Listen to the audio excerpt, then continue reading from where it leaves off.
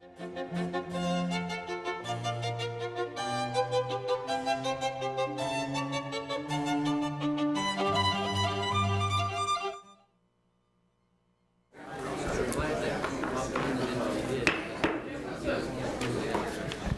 evening. I'm going to call the Budget Committee meeting for Wednesday, April 11th to order.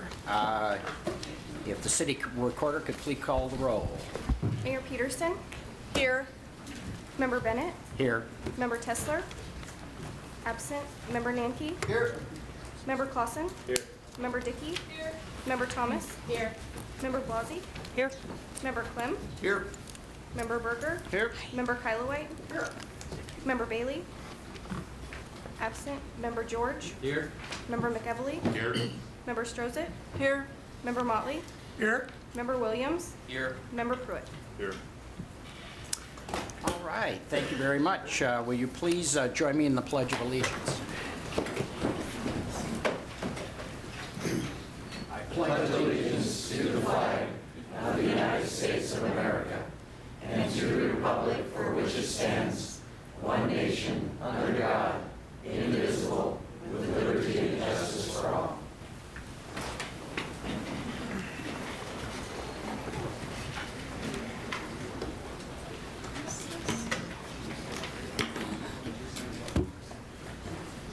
Well, thank you.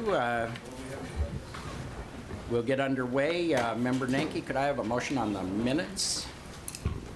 Thank you, Mr. Chair. I would move approval of the minutes from the April 4th meeting. Second. Any discussion? All those in favor of approving the minutes, say aye. Aye. Opposed? Motion passes.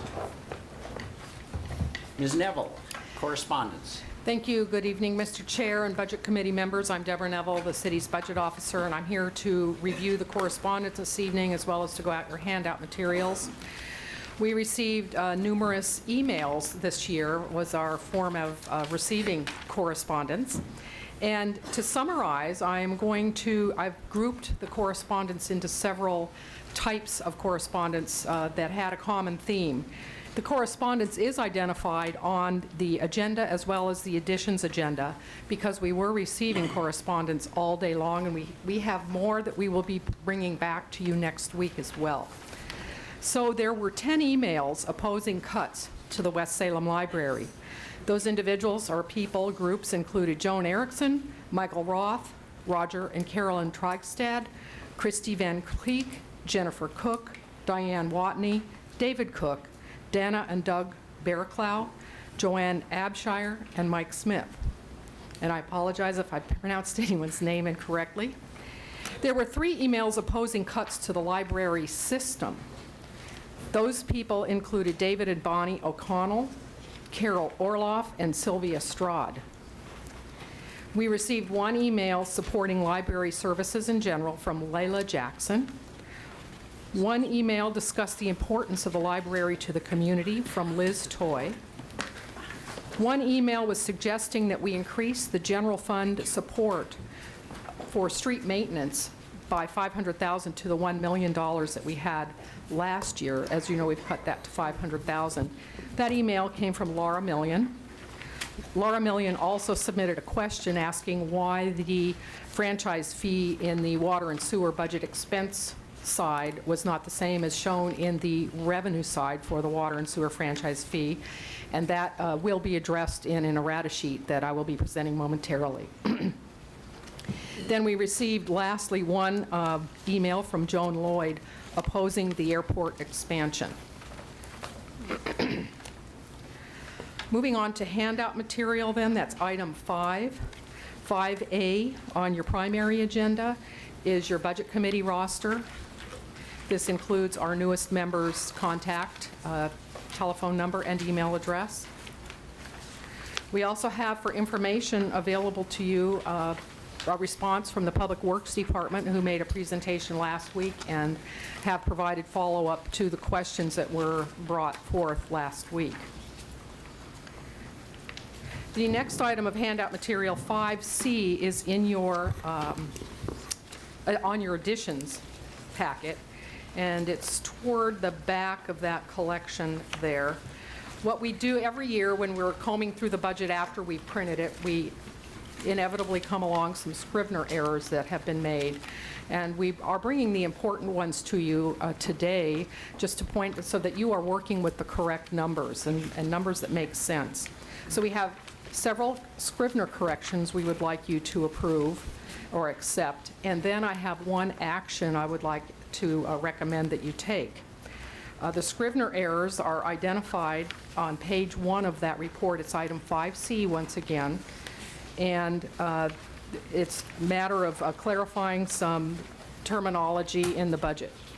The item I'd like you to take action on, or recommending some action on, is on page 2 of this report under the subtitle Budget Errors. Has everyone seen this report? I see a lot of lost faces. Look in your additions agenda, and Where's our additions agenda? it's after the correspondence. Oh, this one.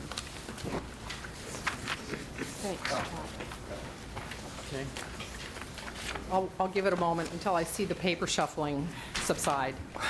Congratulations, you found it. Redirect us again on which page that is.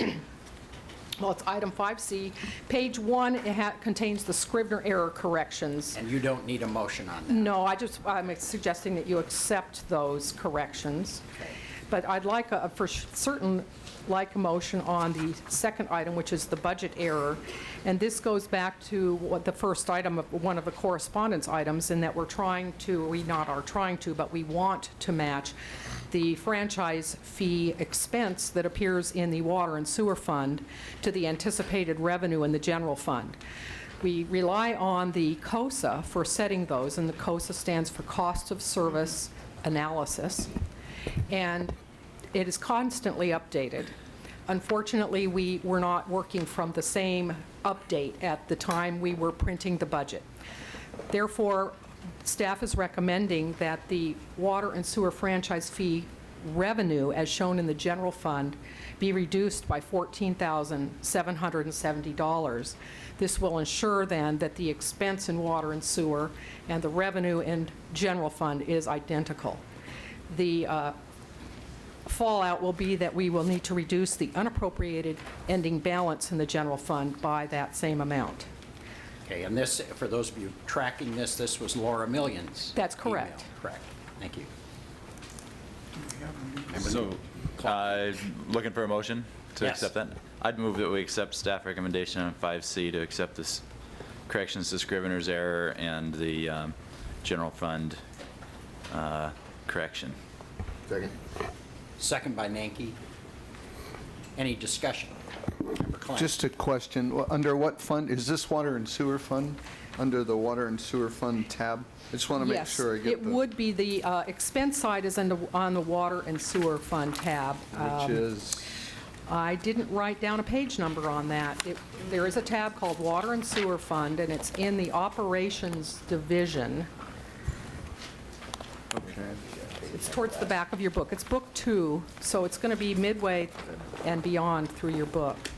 Member Clemmer, you're going to just jot it in and we can move along? Yeah, no, move on, please, Okay, thanks. thank you. We've actually provided pages with corrections on them in your handout. Any further discussion on this motion? Member Clemmer, you okay to vote? Yeah. Okay. Thank you. All those in favor of the motion say aye. Aye. Aye. Opposed, say nay. Motion passes. Also attached to your additions agenda for your reference is a detail page that provides the history of the library. The library was supervised in the city manager's office for the past several years, and it is now supervised under the Community Development Department. In our efforts to keep the budget straight, we separated the history from the proposed budget. So the page that looks like this, like what we call a detail page with all the account lines in it, is attached to the additions agenda for your reference this evening. Thank you. Then the other point I would like to make is on the additions agenda as well. We will be getting to that item later in the evening. It is the state revenue sharing public hearing On the primary agenda, the recommendation did not reflect the same recommendation as is on the staff report. So the agenda has been amended and added to the additions agenda so that the two recommendations are identical. Mr. Chair? All right, thank you, Ms. Neville. Were there any questions for Ms. Neville? Thank you. Okay, we'll get down to business. We're going to review the general fund budget. Recall, members, that our primary objective is to hear from the public this evening. And then those of you from the public who plan to testify, you're given 3 minutes and then you'll be cut off. So wrap it up. If that light turns red, figure out how to say period. 'Cause we want to hear from everybody. That's our plan. But first, we want to hear from Linda Norris. Thank you very much. I'm Linda Norris. I'm the city manager. And in the interest of time, I'm going to present the general fund budget this evening. But you'll see around me are department managers and management analysts from all of the general fund departments. So if you have specific questions about operations or the impacts of the changes in budgets, they'll be able to come up and answer those. To start with, I want to give an overview for the public about the general fund, and you can see this is the entire proposed city budget, and the general fund is about 25% of the city's budget. And that's what we're here to talk about this evening. We've had to, every year for the last 3 years in our 5-year forecast, scale back our revenue projections for the general fund, partly because of the structural imbalance of funding in the general fund, and partly because of the impact of the prolonged economic slowdown. So I wanted to, many people in this audience, I know I've seen this before, but I wanted to show you what our history has been there. And the other thing that's happening is we're losing more money every year to compression, where we've hit the $10 per thousand, and we expect next year to lose about $814,000 in property tax revenue that we would have otherwise received if we had not been into compression. In the 5-year forecast, we're assuming it's about that much every year, but of course, if that continues on the same trend, it will get larger as we go. And to remind you that if we continued spending at our current rate, the dotted line at the top shows what our operation expenses would be for our current services if we carried them out over the next 5 years. The black line below that is what we anticipate our current revenue would be. And so we'd have to fill that gap by using all of our beginning fund balance, which are those bars at the bottom of the page. And we essentially would be down to about a $300,000 beginning ending fund balance and then beginning fund for the next year, 2 years from now, by FY 14-15. That's not sustainable, it's not good budgeting practice, and it isn't something we can do. So we've spent a lot of time, as you know, and we actually started working on this in September of last year within the city, thinking about what can we do given this current gap between our projected revenue and what our projected expenses are. And part of that was the mid-year cuts that we made this year. And some of it, those will carry on, and then we'll have some additional cuts to make in the FY 12-13 budget, the 13-14 budget, the 14-15 budget, and then we'll see how it goes at that point. We essentially have to get that red dotted line even with or below the current revenue line. And that's going to be tough. So this shows the forecast. The first one is the adopted budget in 11-12. Then the 12-13 forecast, and you can see there the difference between total resources, which is the beginning balance, and what we think we'll receive in current revenue in 12-13, and what our expenses are. We only have a $1.9 million gap there. We always anticipate that we'll have unspent contingency money. We budget about $2.5 million a year. Hope we won't have to spend it. You know, we did have to spend it this year because of some flood-related expenses. But if we don't spend more than $200,000, we can add $2.3 million back. And we've been able to save about 4% every year just from vacancies, vacant positions, or projects that we budgeted that we don't do or come in under the cost that we budgeted. So if we add that back, that would give us, and kept our current service system, that would give us $8.3 million beginning fund balance. You can see we started that top line, started 11-12 at 17.2, going down to 8.3 at the end of 12-13. So we're eating into our beginning fund balance with our operations expenses. Then if we kept our current system, just continued everything we're doing right now, we're in a negative at $6.3 million at the end of 13-14. Assuming we have some savings and unspent contingency, we'll have $300,000 left.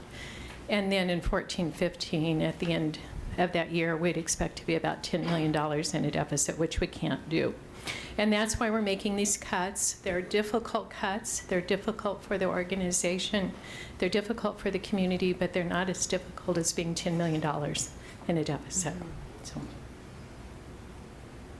So I took the top, you can see beginning balance through expenditures, those first 3 rows, and carried that for the first 4 rows and carried that forward here.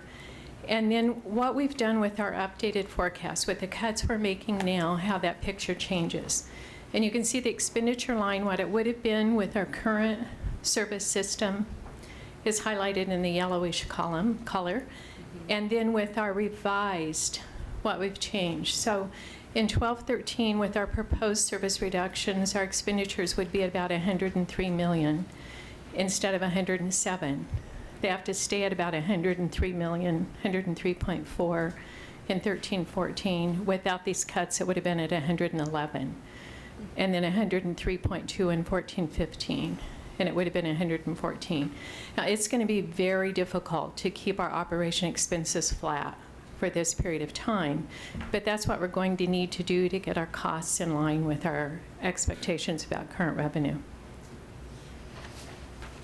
The next one takes the bottom part that shows what our assumptions about unspent contingency are in our annual operations savings, what our estimating ending balance would have been, getting to about a deficit of almost $10 million in 14-15. With the changes, you can see we're still staying within council's policy that we have 10 to 15 million in our ending fund balance every year. But that also assumes, if you look at the annual operations savings, next row to the bottom, you can see that I think we will only be able, at the most, to achieve about $3 million, and I'm actually thinking that's going to be very difficult to achieve. As we've cut positions, so there are, excuse me, fewer positions in the general fund, and so we have fewer opportunities, as vacancies occur. And we've cut studies, we've cut consultant fees, we've cut pretty much everything out of material and services that we can. I think it's highly unlikely we're going to be able to save that much money, but that's our goal every year going forward. The general fund, as we've talked about every year, is mostly labor-related costs. It's firefighters, police officers, accountants, information technicians, other staff who provide these services. We have very little materials and services in our budget. And then about 4% of the total of the general fund is a little bit of debt, transfers to other funds, and the $2.5 million contingency. And even in the materials and services, a lot of that is just pass-through money. For example, we have some photo red light cameras. So we receive revenue from photo red light cameras, and then we pay money out to the company who put those cameras in. So that money is there. If the expense goes away, the cameras goes away, and the cameras go away, and the revenue goes away. There are many items like that. Material and services has the over $4 million that we spend every year on parks, so we transfer that money out of the general fund to the Parks and Transportation Fund. So those are not discretionary dollars, they're for services or pass-through in the majority of the cases.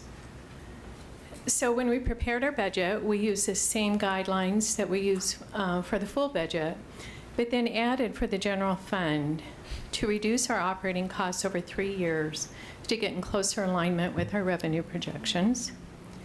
and to lessen the extent of general fund reductions by reallocating some discretionary transfer and grants. So we've reduced some allocation to TOT eligible services to keep more of it, to make sure we can maintain our parks, to keep more of it in eligible operations, and have reduced the amount that we move to transportation by half. Next year it would be $500,000 instead of $1 million.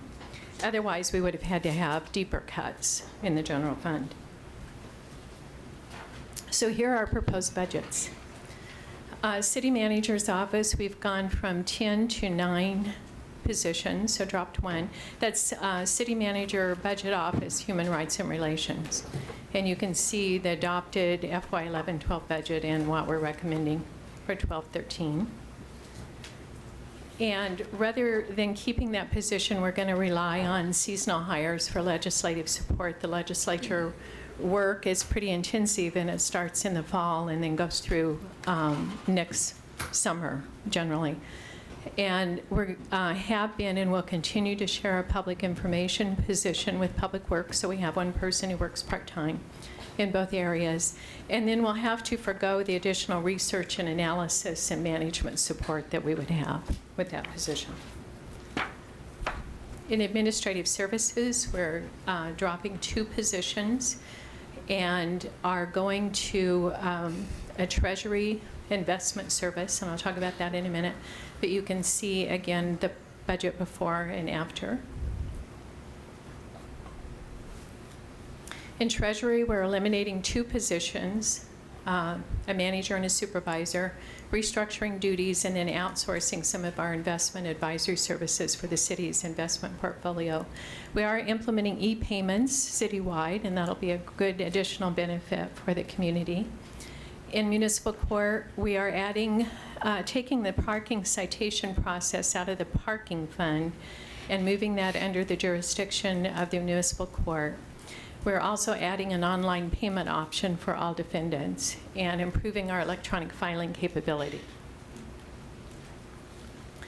Information technology and facilities, we've gone from 61 to 60 positions, and you can see how that budget has decreased. Thank you. In IT, we've eliminated the department head, so that's 3 department head positions we've cut in the last 3.5 years, and a manager position, and then we backfilled one of them with an analyst position, so we have more direct service to the departments. In facilities, we reduced all our outside services contracted for facility and equipment maintenance, and we'll try to do that in-house. Human Resources is already a very small staff, and so it hasn't had any staff reductions. But the department head for Human Resources, for which I'm very thankful, Connie Manell, has picked up the responsibility for also being the department head for Information Technology and Facilities.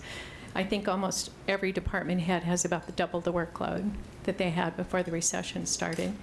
We're in the process next year of negotiations of 2 labor contracts. We're doing a classification analysis. And in their budget, every department took some cuts, and what they've done is reduce seasonal and relief staffing funding. The legal department has decreased from 14 to 13 staff members. It does have some cost increases in its budget. You can see it went up just a little bit.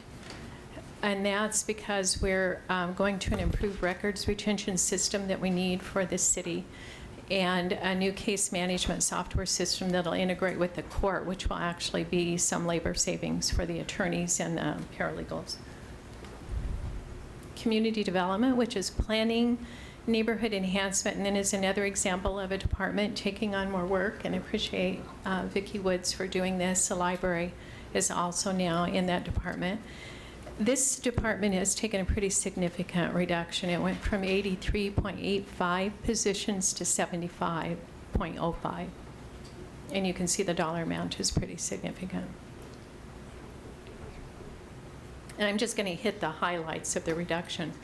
We've decreased staffing for planning and reduced long-range planning projects so that we can devote more of the resources to current planning so that we can keep up with that work. In neighborhood enhancement, we've cut 2 code enforcement positions. We are having to adjust priorities for service calls, so different calls will get a different level of priority and response time. We've eliminated our voluntary staff liaison program to neighborhood associations because a lot of employees are picking up more work. And we'll be using more electronic communication with the neighborhood associations rather than having the expensive mailings. And then we have neighborhood staff positions, 1.5 is being reduced to 1 position, and 2 employees are sharing that position. And in the library, we've decided to recommend retaining programs that serve the most people in the community. So we wanted to keep our programming hours at our main library, but to be able to do that, we've had to recommend reducing hours at the West Salem Library. So the West Salem Library, under this proposal, would be open on Mondays when the main library is closed. The fire department has also had cuts, and as I explained last week, we've had to make reductions in police and fire because they're over 60% of the general fund budget. There aren't enough services and programs in the rest of the general fund budget to really make up the reductions that we need to have. So the fire department is going from 168 positions to 160. Reduced staffing based on calls for service at 2 fire stations, Station 11 and Station 8 in this budget proposal. We've eliminated a division chief position and redistributed work. And we're transferring the EMS, Emergency Medical System Trainer, to the EMS fund instead of being in the general fund. And then next year we're adding electronic medical charting as we are required to do. The police department is also making reductions. They are going from 237.5 to 226.75 positions. Some of those are sworn positions and some are non-sworn. Patrol, we're reducing 1 officer on patrol and reducing the downtown patrol team that works in the downtown area from 7 police officers to 5. We were able to do that by eliminating the non-sworn security staff that has been working downtown and funded out of the parking fund. And instead of having that service, we're able to keep a downtown patrol team. So that funded 2 of those 5 positions. If we had gone down to 3 positions, it would not be workable to keep the downtown team. And we think that the additional protection and security and crime prevention that police officers give is more critical than the security, although the security positions have been very important and useful, but it's one of those policy choices that we've had to make. Under investigation, we've reduced our drug activity response team staffing from 4 to 2, and then combined that team with the street crimes unit, and that will cause a reduction in the workload and response time there. And then we've had to reduce 5.75 non-SWOR position, and that reduces the support to detectives and to records and some crime prevention staff. And we did that to maintain our direct service sworn positions. And I'll tell you, for all of these recommendations that we're making, we started talking about this in September and trying to figure out if what we think is going to happen with revenue happens. How can we best provide services to this community that keep us financially stable and still provide a good service? So all of the management teams and all of these departments have spent hours and hours and months looking at these recommendations with what they know about the needs of the community, with service calls, priorities, and have made this recommendation to you. But I'll tell you, the community, we're at a point now of making cuts that the community is going to recognize lower service levels, and it's going to get worse next year and worse the year after that. In urban development, and some of this money is, the whole department is general fund back, but some of the revenue, the majority of the revenue for this department comes from urban renewal areas or federal grants and programs. But they've gone, again, a big reduction from 45 to 32 positions. In urban renewal area support, we've reduced the staffing because we've had a reduction in current projects. Again, downtown security, we eliminated those security services to fund 2 police officers. We're closing the downtown permit counter.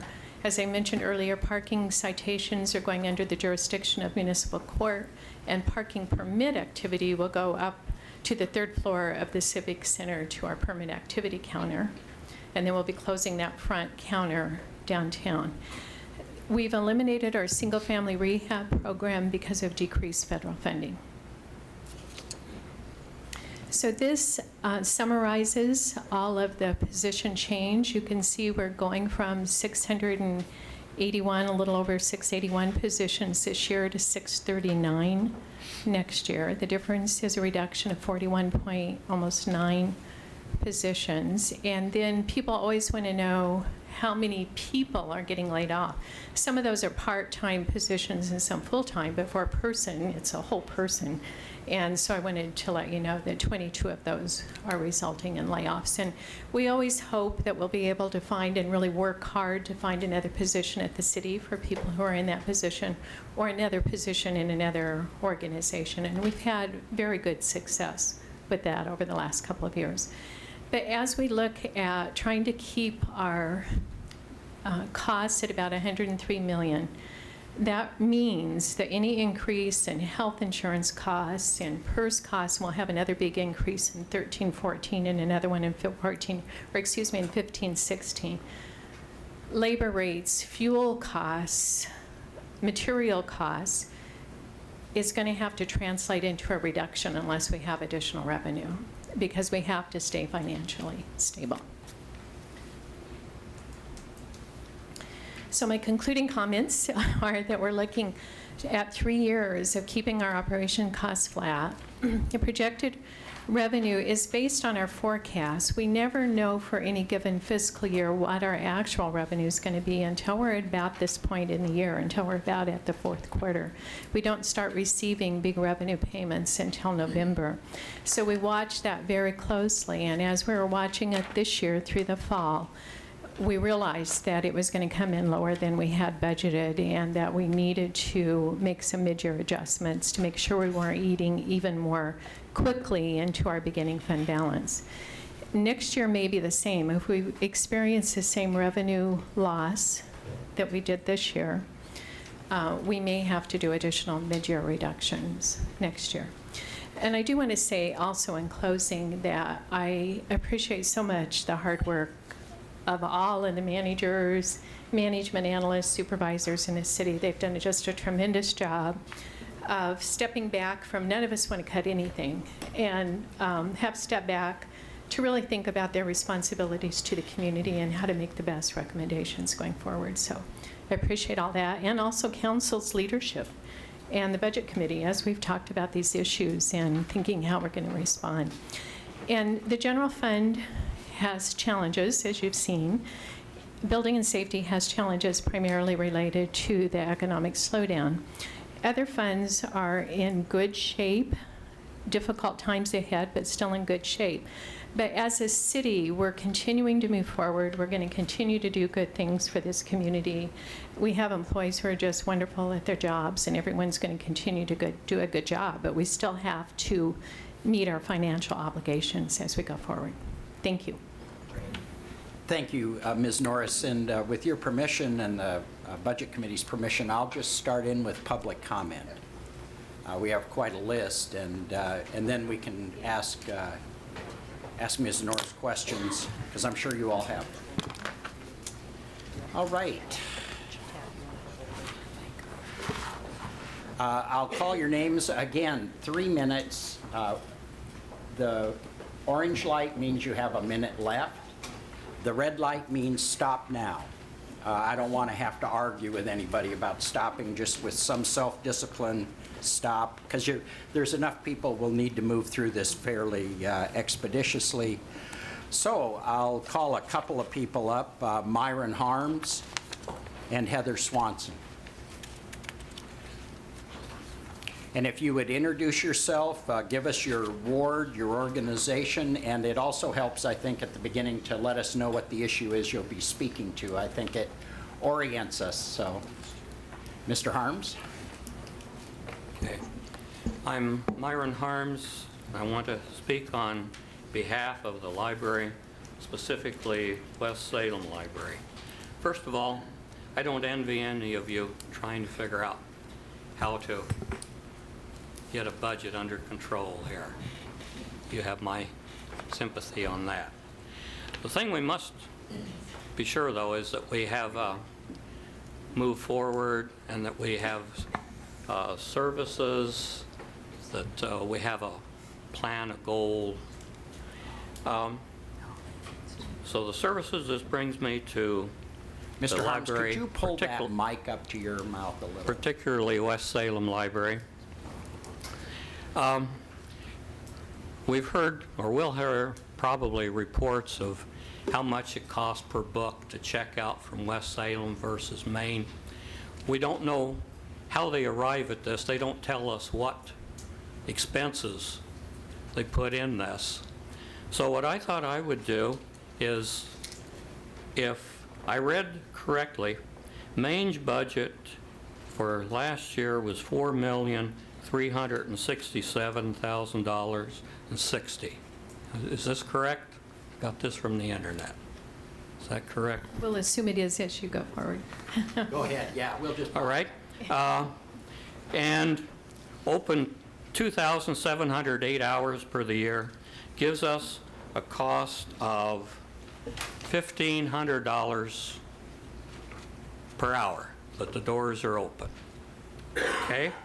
West Salem's budget, $240,960, open 1,664 hours, gives us $155 per hour. Just so you can see the comparison. Where you say you're going to get your biggest bang for the buck. Also, the circulation. This comes from figures. The circulation, Maine is, West Salem's to Maine is 10.4%. West Salem's library budget compared to the total is 5.25%. So that gives us a ratio about 2 to 1. So that leaves Maine at less than 1 to 1 when you compare this. Approximately 2 years ago, after a similar hearing in West Salem, Sean O'Day and BJ and I were discussing, and they said that the biggest expense in West Salem is the staffing. That if you would close West Salem, if you wouldn't reduce the staffing, Thank you, Mr. Harms. it would be this. According to this, the West Mr. Salem Harms, staffing... I'm going to stop you now. That red light means stop. Thank you very much. Heather? Yes, sir. Good evening. Can you hear me? Yes. All right. Good evening. I'm Heather Swanson. I'm the co-chair of the West Salem Neighborhood Association, and I've come here tonight to deliver some information. At our last meeting, which was April 2nd, a motion was passed, and background information. The meeting before that, we had a very lengthy and thorough discussion, as we did at the April 2nd meeting, and I want to thank BJ and other city staff for coming forward and cooperating in that effort and bringing information to the table. They were great. And with the motion that was passed was to not support the library staff's proposed 80% reduction in the West Salem Library hours of operation, but our support was for an alternative reduction to 16 hours a week that we see best served as 4 4-hour days, one of those days being a Saturday. The reason, it was a unanimous vote by those present. The reason we would like this rather than 1 day a week, which is Monday, is it is an 80% reduction. We're going from our current operations of 31 hours a week, I believe, down to 6 hours a week. So 6 hours on one day renders our West Salem Library almost really not functional. There's not a whole lot that you can do with 6 hours on one day of the week.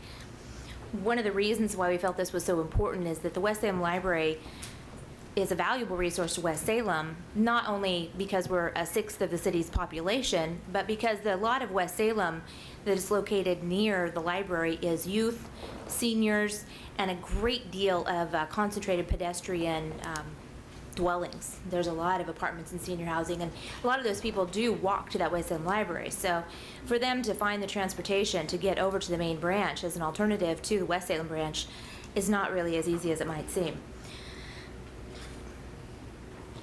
Boy, I was just going strong there for a minute, wasn't I? Oh, goodness. Get one of Mr. Harm's cards. Those were really good. I liked those a lot.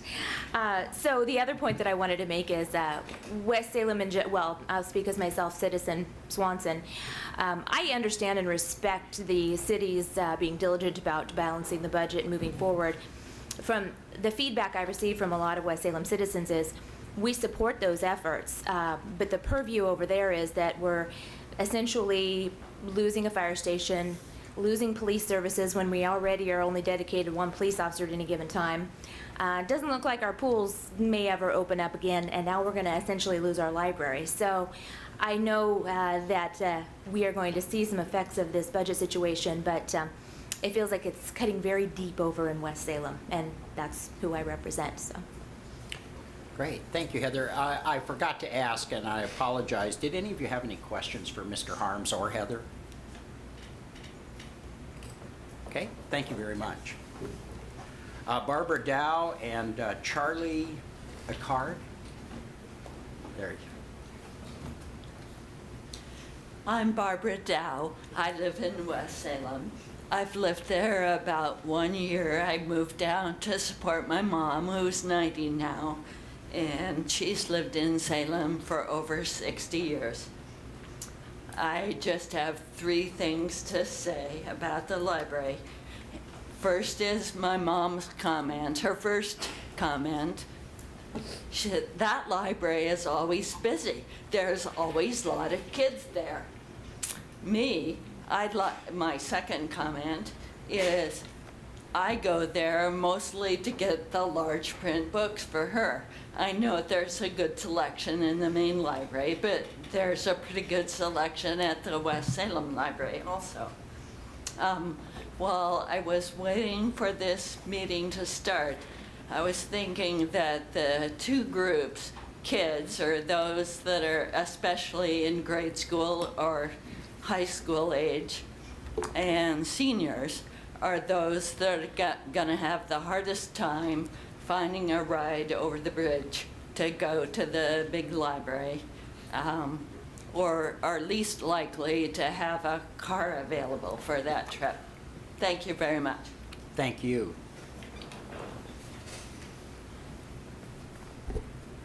My name's Charlie Eichert. I'm the director for Neighbor to Neighbor Mediation Services in Salem. Neighbor to Neighbor is a nonprofit agency that provides community dispute resolution services for the residents of Salem and several of the counties around Salem. We've been receiving an annual $10,000 grant each year from the city of Salem for about the past 6 or 7 years. That grant has helped allow us to continue to provide free services for the residents. I think last year we dealt with over 300 Salem residents in helping them resolve disputes either with their neighbors. Much of the work we do is with the juvenile department, so we're doing a lot of work with crime victims as well as juvenile offenders. And my purpose in coming here today, I know it's tough for everybody. We're experiencing some budget cuts as well and anticipating some other cuts from some of our other funders. So I guess my appeal is for the Budget Committee to consider at least keeping us in the budget, at least in part, as opposed to cutting us. And I'll be certainly happy to answer any questions that you might have about our services as well. Thank you, Mr. Acard. Are there any questions for Mr. Acard? Yes, Member Dickey. Thanks, and thanks for coming down. I do have a question for you. I I know that you kind of do a wide range of services for neighbors that request them. I'm just curious if you have any services that might prevent the city or like our public safety from having to get involved because you've been able to resolve something outside of the system. Well, we do get some referrals from law enforcement. We used to do an awful lot of work for Marion County Dog Control and barking dog complaints. We haven't had any chicken issues this year, but we used to do quite a bit of work with Marion County responding to barking dog complaints. But I think the city passed or updated their noise enforcement last year, which really reduced the number of barking dog issues that we've had to deal with. And so I'm thinking that we may need to do some work with law enforcement to see if we can get some more of those referrals coming our way. I think we can help resolve a lot of those. Madam Mayor? Yes, thank you very much for coming, and thank you for the work that you do in Neighbor to Neighbor. I wonder if you said that the city has been providing a $10,000 grant. Have there been other sources of funding for your organization? And then what does that $10,000 actually go for? Our primary funder is the University of Oregon, the law school. They provide funding for all of the dispute resolution centers around the state. Oh. We also get some funding from the Oregon Housing for the work that we do in the manufactured home parks, and that's primarily landlord-tenant and some neighbor-to-neighbor work.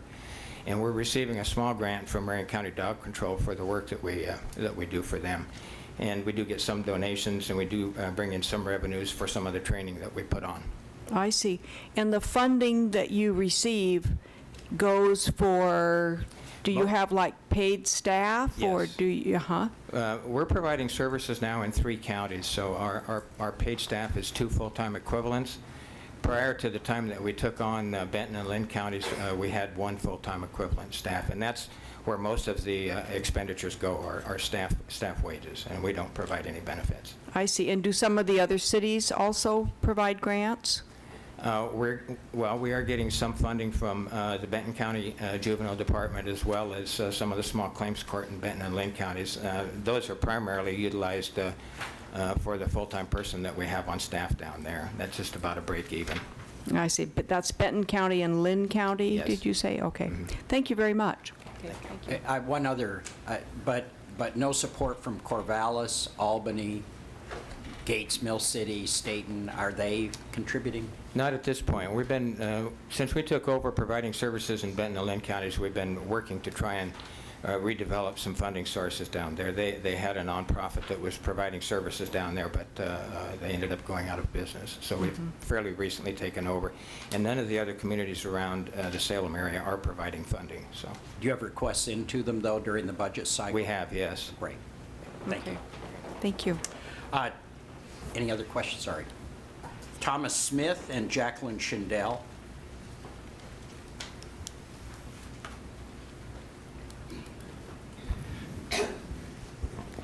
2 weeks in a row. I haven't done this in a long time.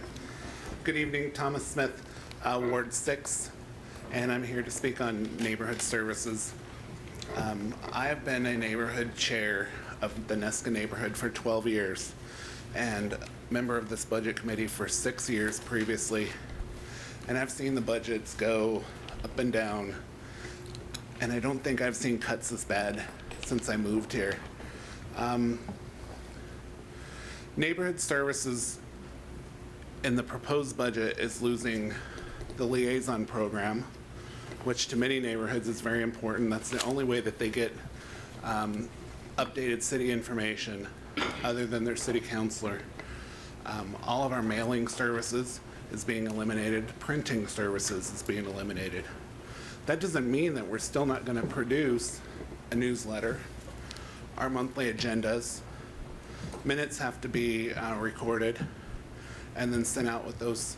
So we're also proposed to lose half of our staff, or 0.5 of our staff. It's still, the work's still got to be done.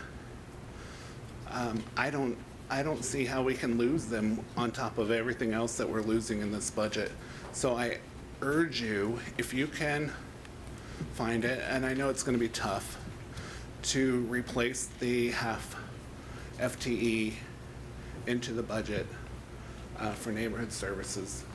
I think that it's a deserved program. You get a lot of volunteers out of the neighborhoods, and once we lose it, I don't think we'll ever get it back. So I hope that you can find the money to replace that half FTE in the budget. Thank you. Any questions for Mr. Smith? Thank you.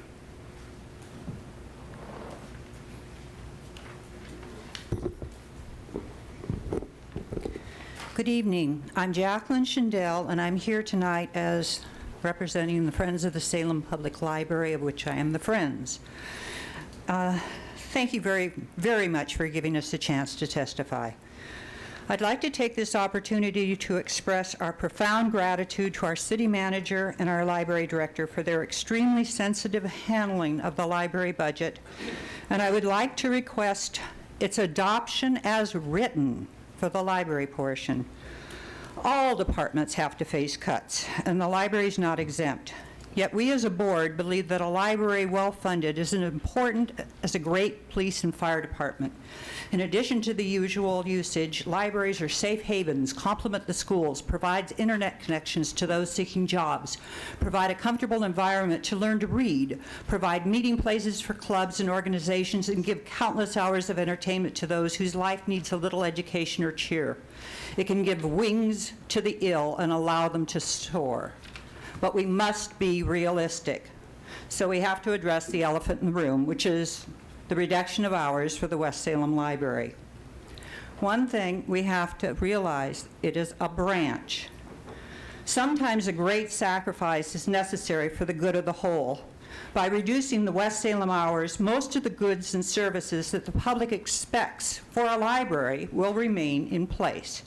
With only 35,000 items in the West Salem Library versus almost 500,000 at the main library, it's much more cost-effective to keep the main library open. Yet due to usage agreement, the West Salem Library may not completely close. If it can remain open one day a week when the main library is closed, a continuation of service will be maintained and the West Salem community will continue to be served. West Salem is awfully fortunate to have a branch library so close to the main library. It can take much longer to go to the library from the extreme north, south, or eastern sections of Salem.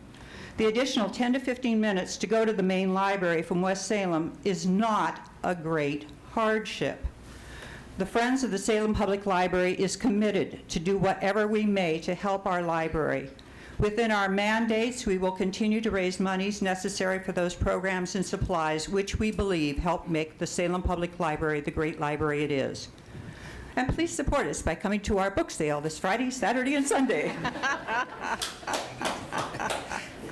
Any questions? Any further ads, Jack? Are there any questions for Ms. Schindel? Thank you very much.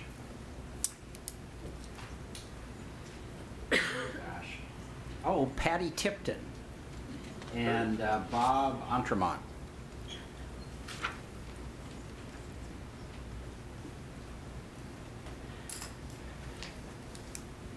It's been a while since I've done this.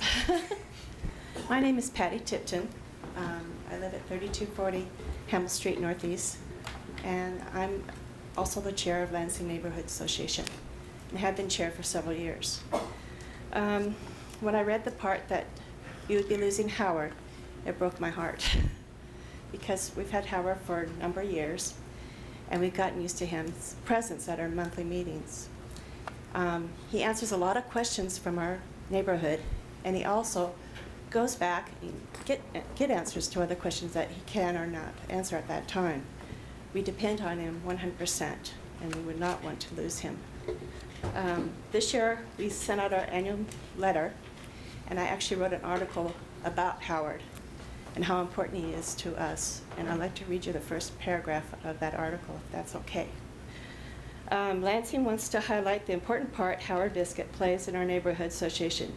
He is always at our meetings, not just to advise us, but to help with any questions regarding the City of Salem.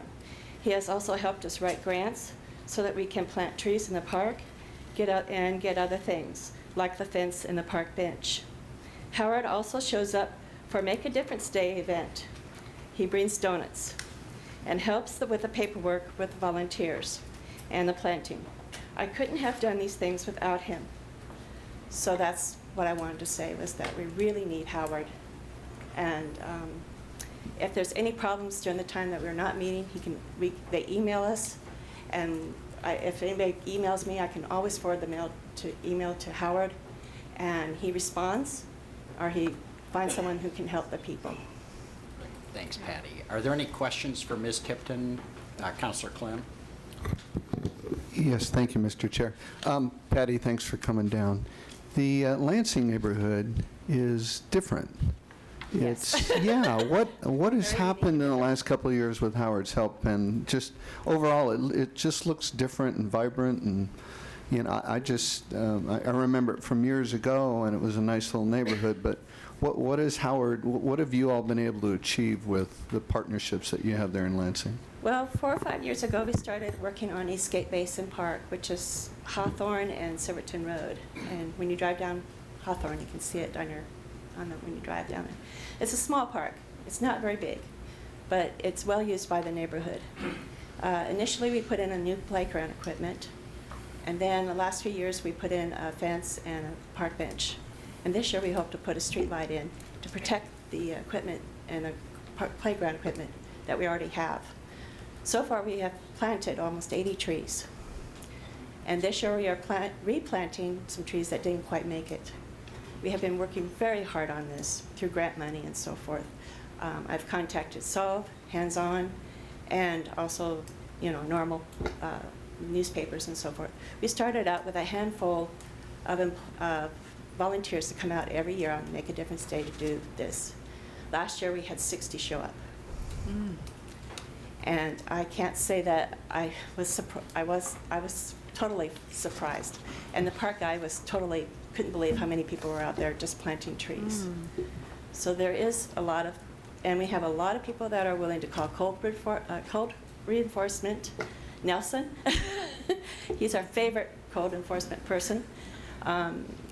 He gets a lot of phone calls about shopping carts, graffiti, you name it.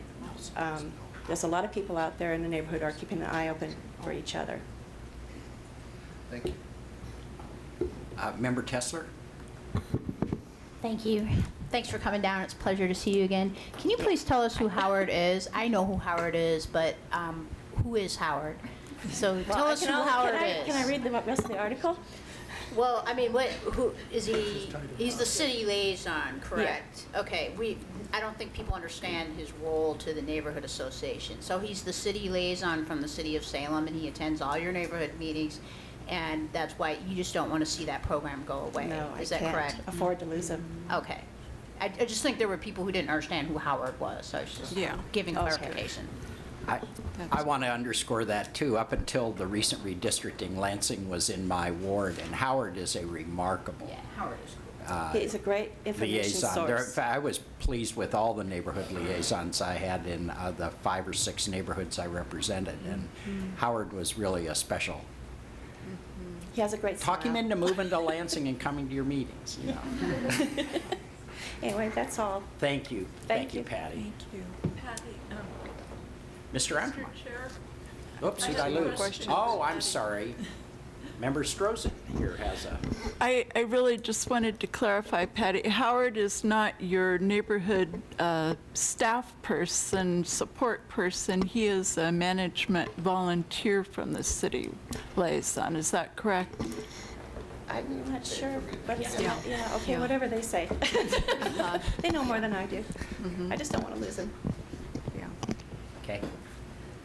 I'm Bob DeEntremont. I represent the Library Foundation, which is a 501c not-for-profit. Its sole purpose is to raise private dollars to support the library in programmatic support, facilities. It's been doing that for about 31 years, and it continues today. Obviously, the board is concerned that I represent with the continued cuts, realizing that the tough decisions you make here tonight and into the future. I would say on behalf of the board that we view, as others have said this evening, a library is an institution that's critical to a community. I think if you're looking to attract businesses, they look at school systems, transportation. They also look, I think, at library and how you provide information to your citizens. And a hardcore, well-run library is important to any community, anywhere in the world, especially a state capital. I think literacy is important. If you look at the library and come here in the morning or any time during the day, there's children, there are people my age, young people. We just opened a teen center there through private support, gathering to learn, to be exposed to culture, whether it's authors, music, reading, and also in an unemployment environment, computers, job seekers. I think it's critical to have that facility, whether it be the main one or West Salem, available to the community. And so I would encourage you to find ways to work the budget and maintain the institution you have. And I'll take any questions on behalf of the foundation. I have a comment. Madam Mayor. Thank you. Thank you for coming down. I'd like to say to you and the Salem Public Library Foundation, and also to Ms. Schendel and the Friends of the Salem Public Library, volunteers are absolutely critically the backbone of our community and certainly at our library. And I know for certain that what your two organizations provide to the city and to the library is fundamentally important to the success that we have, even as we are having a difficult budget time. Believe me, the volunteers and the fundraising that you've been doing has been a remarkable positive in the history of our library. And I just wanted to say thank you to both of you and to your organizations. We are going to depend more than ever on our volunteers. Thank you. Any further questions? Who we got? Mr. Bailey. Thank you very much. Have you a position other than a crouch on the budget as presented, or changes that you would like to see? I think the staff, and I don't know all the specifics of the budget, have done as good a job as they can looking at what the critical mass of the citizenry is and what needs to be done. Whether you tinker with it with partial hours or not, I think that they have conscientiously gone through and figured out what is best. The other thing I would say is that the West Salem branch is actually a private-public partnership, because Mr. Roth donated the land and became the branch, and there was a number at that time that were planned that never got off the ground. So it's, I think it's important to them. Member George. Yeah, I just can't let this go without saying how much I appreciate the Salem Public Library. My wife and I are down here about once or twice every week, and I don't know if he knows me, but Roger Huser must have a cot in the back room somewhere. Because, I mean, we're down here and I see him running around there doing things, and I know he's a volunteer down there, but I just want to recognize him and Jacqueline Schendel and all the other volunteers that work down there for the terrific job that they do. And so it's because I just thought it was kind of funny. I've been down there at least the last 6 times, and I've seen Roger there every time I've been down there. So I thank you, Roger, and all the others, the volunteers. Appreciate it. Can I go back and say one other thing? The support we receive in private dollars is from across the spectrum of the city, whether it's west, south, east, or whatever, because people want to support the library and maintain the services. So we don't differentiate. We have funds for West Salem and materials, but so it's not one or the other in our mind. Appreciate that. Excellent. Anyone else? Thank you very much. I can't read the first name. It could be Dana, it could be Liana Dickinson. I just can't read it. Here she comes. And we'll find out. We'll find out. My name's Leanna Dickerson. I'm the actually West Salem branch director for the Boys and Girls Club of Salem. And frankly, I'll be honest, I didn't know what I was signing up for, but I'm glad I did because I do have something to add. I wanted to just be a representative of the kids in our community. I know the West Salem Library is facing these challenges, and I just want to support that. I've been a part of the West Salem Neighborhood Association, and I really believe that more than one day is necessary in order to keep that resource vital for that community, especially for youth. Of course, you have youth that are utilizing that facility, education, for education reasons, for literacy is an issue that's continued to come up now and again, and we see that as an issue within the Boys and Girls Club. Specifically to the Boys and Girls Club as a resource for us, just today I was talking to some kids about starting a reading club this summer, and there would be an opportunity to be able to take trips to a library and learn how to utilize the library. And those kind of resources being cut is going to cut that kind of opportunity for our kids. Specifically to our West Salem branch, transportation is not always something that we're able to provide just based because we're a nonprofit. We don't have a lot of funding to be able to take kids places and to grand field trips. But this is one opportunity that we would be able to walk, teaching our kids that they can use the resources within their neighborhood. And so I would just be sad to see it go, and I just wanted to add that tidbit and support of the Boys and Girls Club and providing that opportunity for our youth. So. Great, thank you very much. Are there any questions for Ms. Dickerson? Thank you very much. Dick Nguyen and Karen Shogren.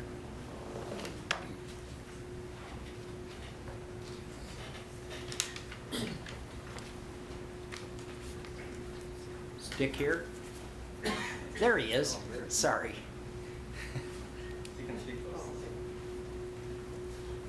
Hi, my name is Karen Shogren, and I live at 521 Tabin Road Northwest, and I have submitted written comments to you that I would really ask you. I spent the entire day writing this, so please take the time to read them.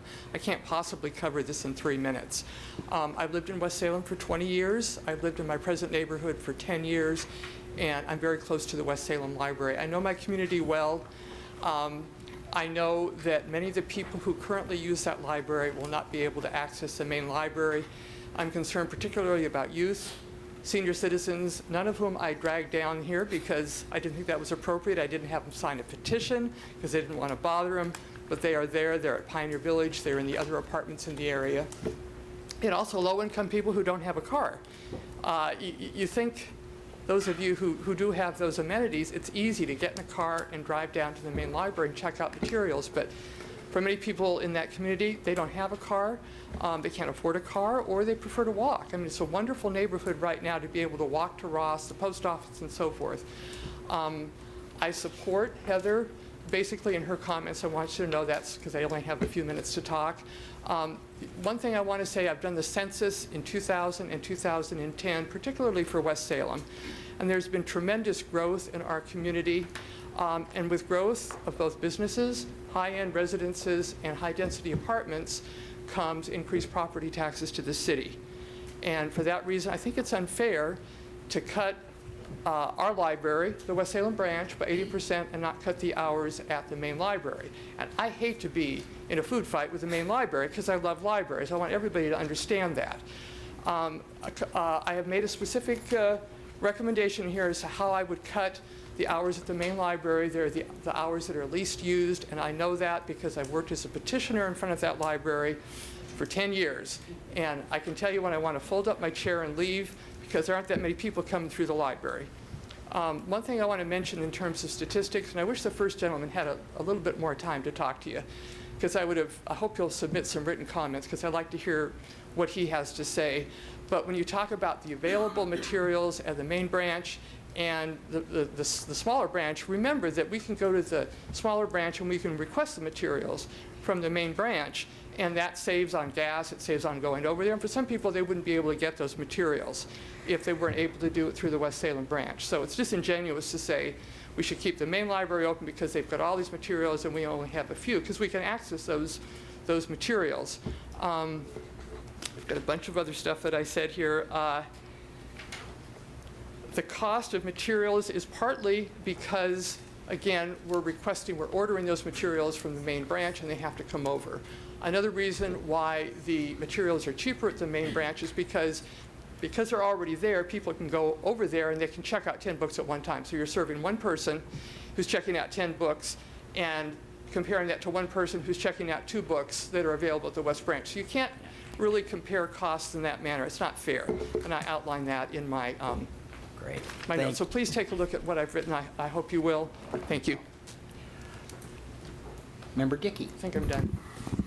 Thanks for coming down. I do have a question for you, and I don't want to put you on the spot, so, feel free to answer as you feel appropriate. But you did mention access issues for people in West Salem going to the main library, and you talked about walking, and you talked about people driving there. Are you aware, of people that maybe use the West Salem Library now that would ride the bus? Because there is that transit center right there, and it's a pretty quick trip across the river.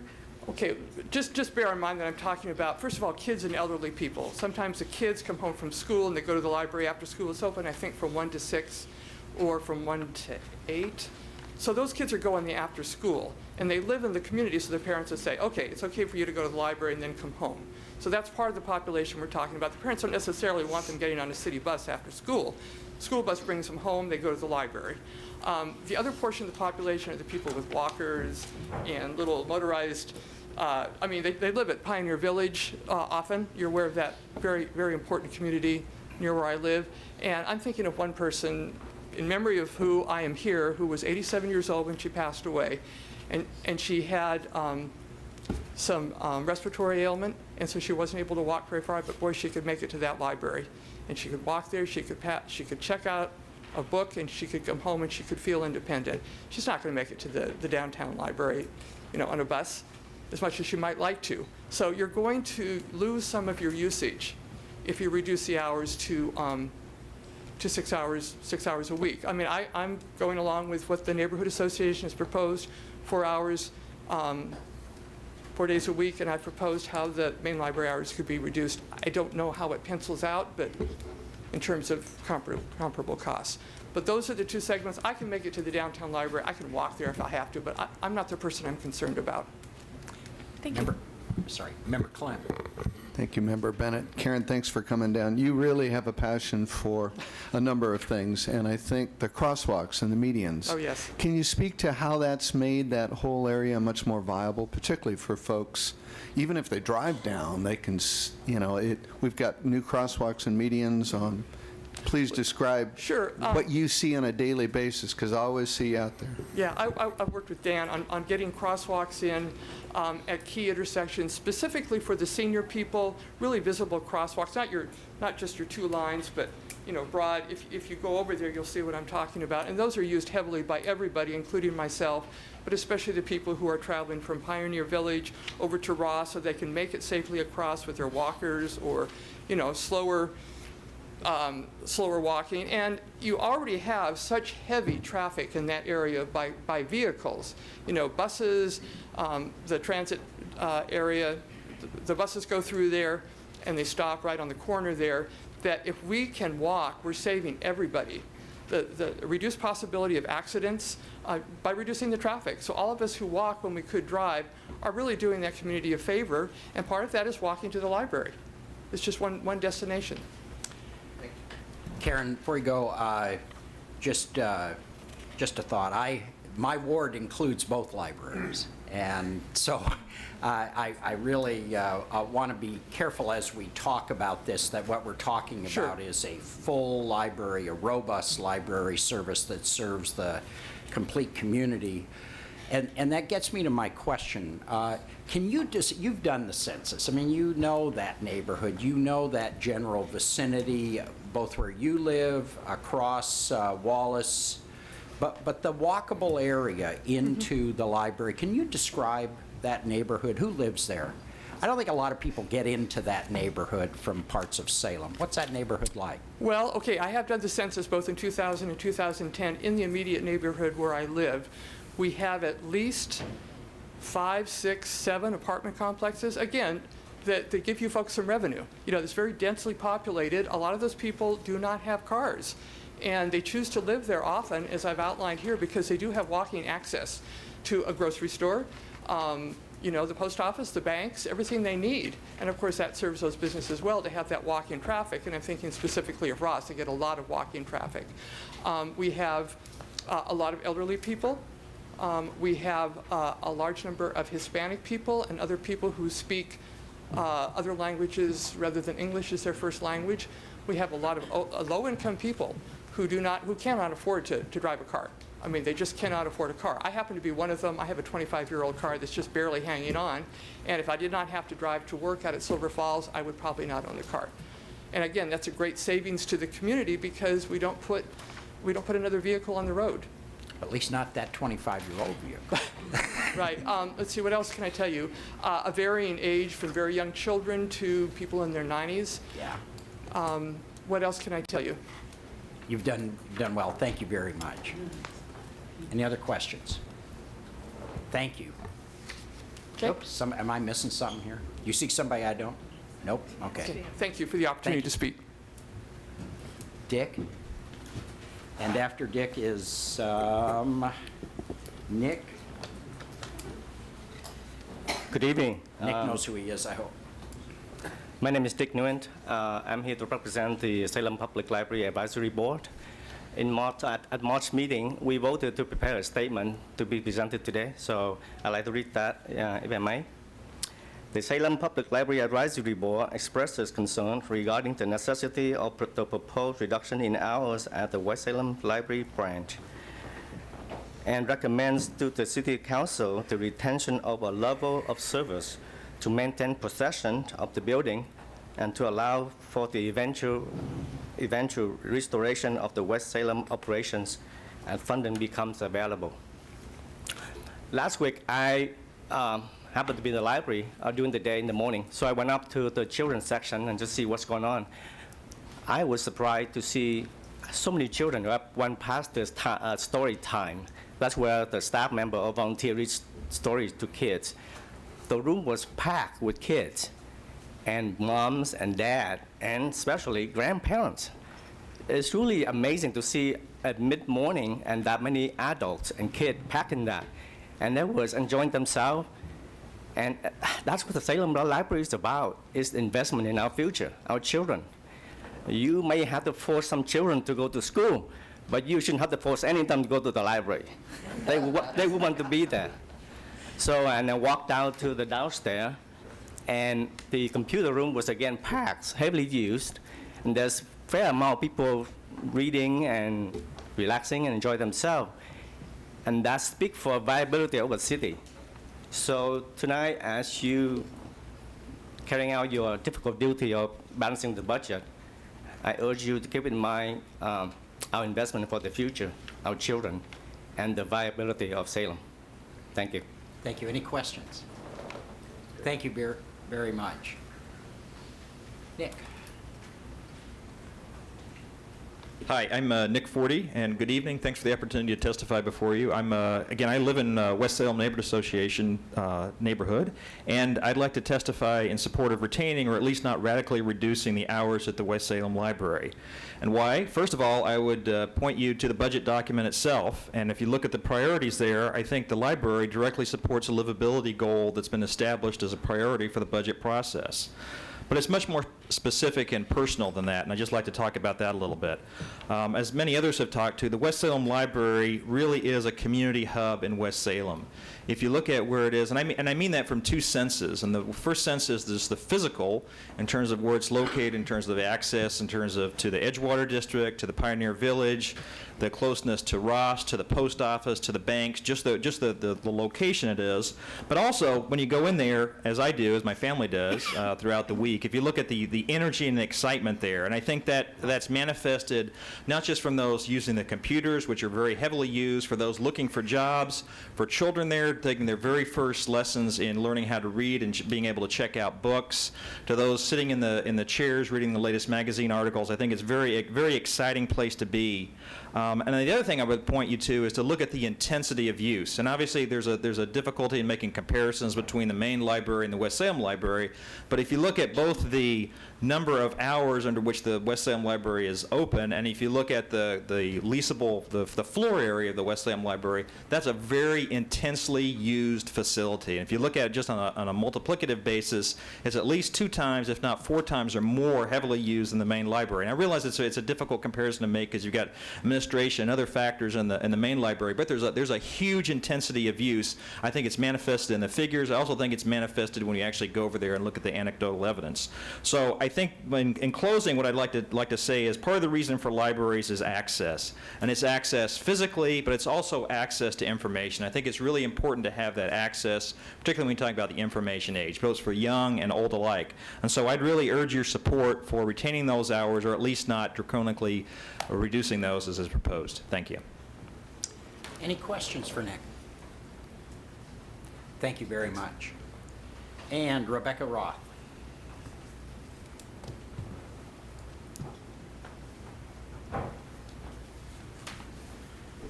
Hello, I'm Rebecca Roth, and I don't know who I'm representing. I live outside of Salem city limits, but I come into Salem all the time. I have been active with Americans for Prosperity, and just kind of keep my. I've been here a lot of times with my sign that says, "Don't make a bridge to nowhere." So I'm here to ask some questions. I'm wondering if the $250,000 that I read that was going to be given to the paddle boat owner so that the bridge to nowhere could be created is still in process. I think that was $250,000 a year is what I read. Am I correcting in what? It's $50,000 a year? We'll let the manager answer that if you don't mind. Or do you want to finish your statements? Okay, and then we well, can get back to you? is it $50,000 a year? Yeah. That's a police. It's close to a policeman. Is what I'm trying to say. Okay. I think the government needs to provide safety first and pet projects later when everything is going well, and it's not going well right now. I'd like to recommend that we put our money to policemen and firemen and people that are going to help keep us from destroying ourselves with fire and people breaking into things. And I also heard that there was artwork being purchased for tens of thousands of dollars, which I just heard that. I haven't read it, so I'm just asking. Go ahead and tell us what you think of that. I don't like that, if there's going to be policemen cut. Okay, thank you. Yeah, any questions? Just a sec, Rebecca, let's let the manager answer you, because your questions are... Okay. On the sternwheeler, the payments wouldn't start unless the sternwheeler is still in business at the point in time when we start construction on the bridge, and then that goes on for 5 years, and there are other conditions related to that. That money comes out of an urban renewal area. It isn't available for general fund expenses, so it wouldn't be available for police officers or firefighters or the other things we're talking about here on the general fund. The same is true with the $33,000 for the artwork is from the Riverfront Urban Renewal Area for a sculpture garden downtown that was budgeted in this current year's budget, but those are restricted funds as well. Can I ask another question? Is there an effort being made to drive him out of business? Because I think that's fantastic that Salem has a paddle wheel boat. I think that's neat. So. No, there is no effort to drive anyone out of business. We want to have more businesses. Yeah. Okay. Thank you, Rebecca. That's the last person signed up to speak to the Budget Committee. Is there anyone else who didn't sign up that would like to? Mr. Homuth.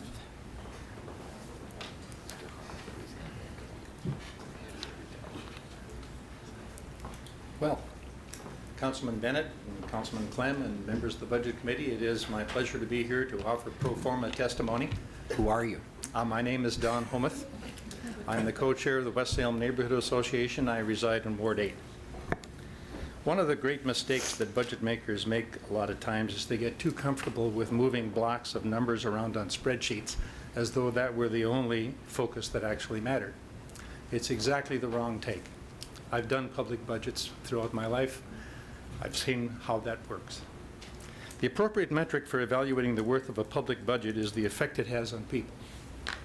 So when you compare a small branch neighborhood library against a much larger city main library with all its group of friends, you make inappropriate comparisons, like it costs $2 to lend a book here versus 80 cents to lend a book there. In doing that, you miss two important points. One is fiscal and one's about the effect on people. The fiscal one is easy. You'd expect a larger library to have larger economies of scale. That's just how the world works. If you can check out 10 books, it's a lot less expensive than checking out 2 and asking for the other 8 to come next week sometime. But it still misses the more appropriate analysis. If a kid whose family can't afford to have a computer at home comes to the library after school to do the schoolwork, uses one of the 8 computers at the library, and then discovers that there is none to have for most of her week, what happens to the school project? That's the effect you're talking about. What's the effect on a senior citizen whose main physical activity is walking from an apartment in Pioneer Village, who then must stay home, alone in the apartment, because she can't get to a place where there's access to newspapers and magazines that she wants to read, but already can't afford? Where does a young family walk to go to get to the books that everyone says are vital to a young person's developing imagination and education if there's no source around over the summer to get to it? The $2.80 versus 80-cent argument just doesn't apply to the greater role a library plays. Libraries do more than lend books. Don't even try to maintain that because the big library is open most days of the week that people can go there. We know better. We live there. We talk to the people. We see who uses that library. Parents won't let their kids walk to the big library after school and then have to walk home. It's not going to happen. The senior citizens can't get on the bus. So when you deal with this kind of thing, don't fall into the fiscal trap of just moving numbers around on a spreadsheet.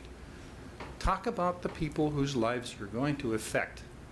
The West Salem Neighborhood Association is willing to take a heavy hit, 50%, and cut from 31 hours a week to 16 hours a week. We're willing to do that. We're unanimous to support it. But don't take it any further than that. Let it be a library. Let it serve the community.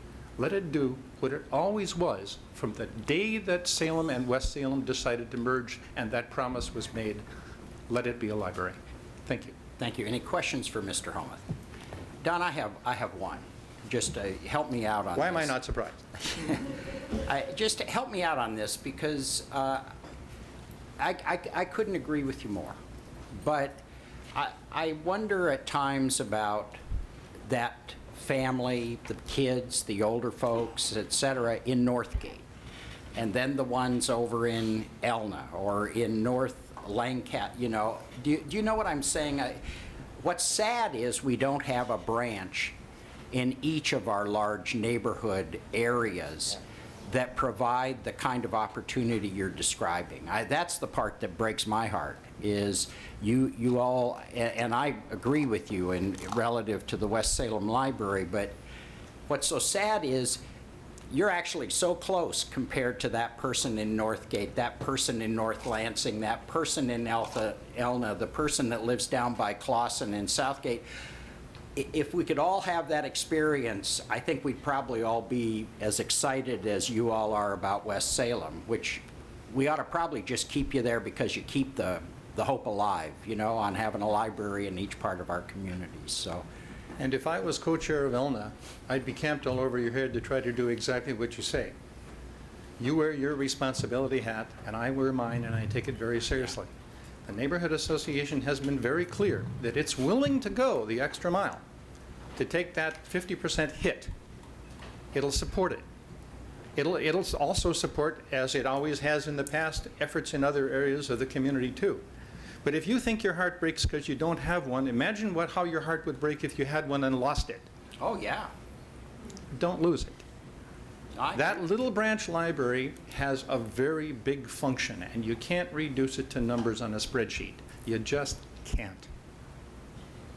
Well, I appreciate your comments, and I hope, share with Mr. Harms, too, these numbers are numbers. What you're talking about is the real spirit of the library. I'm talking about the people. Yep, thank you. Great. Thank you. Anybody else? My wife is hoping to be here, but she's ill. Could I speak a little bit No. on her behalf? No, you had your, you really did an excellent job. You made your case. Let's see if anyone else wants to speak.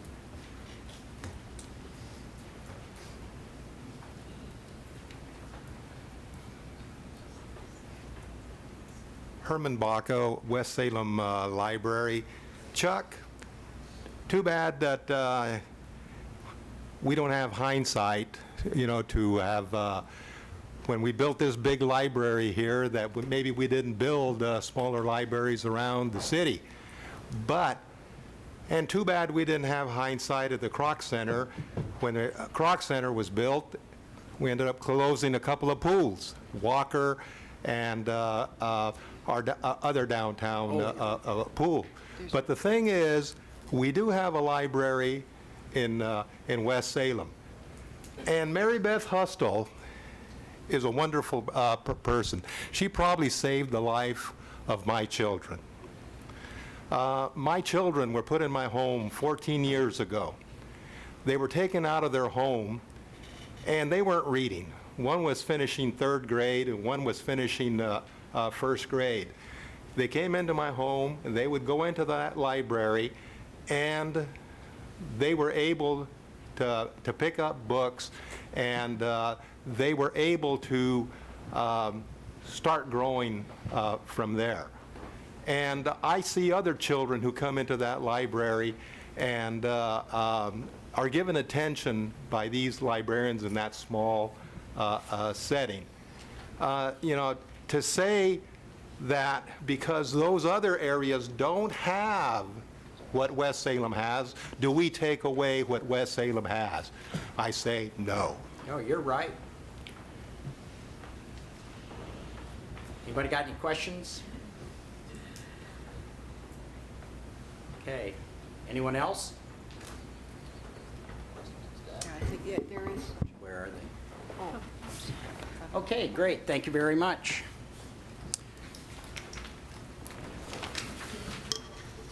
We will return to the review of the general fund budget for discussion, review, and recommendation. Do any of you have any questions for the city manager? Member Bailey. This is not a question for the city manager. I'm sorry, Mr. Chairman, I should have said this before, but I just want to thank everybody who came and testified tonight. It's not easy sometimes getting up in front of a public body to do this, and I know that everybody at this table, and this member in particular, is listening with both ears. So I really appreciate all the information and the passion that's gone into the testimony tonight.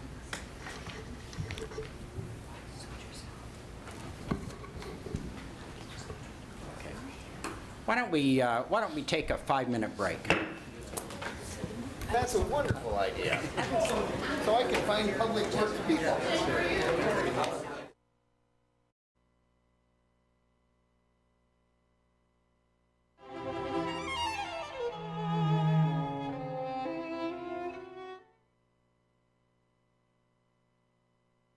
Okay, we're going to move on to... Talk when we get a second.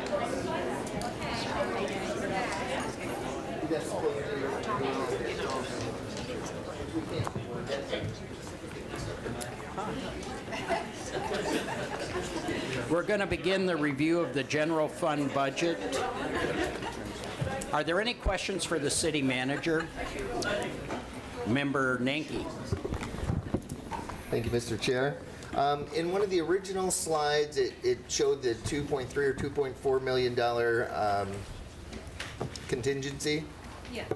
And then in a subsequent slide, it showed that to be at 1.8, and you had mentioned that we'd had to spend it. Is that all we had to spend, was the 0.6 million? Or is that number going to go lower?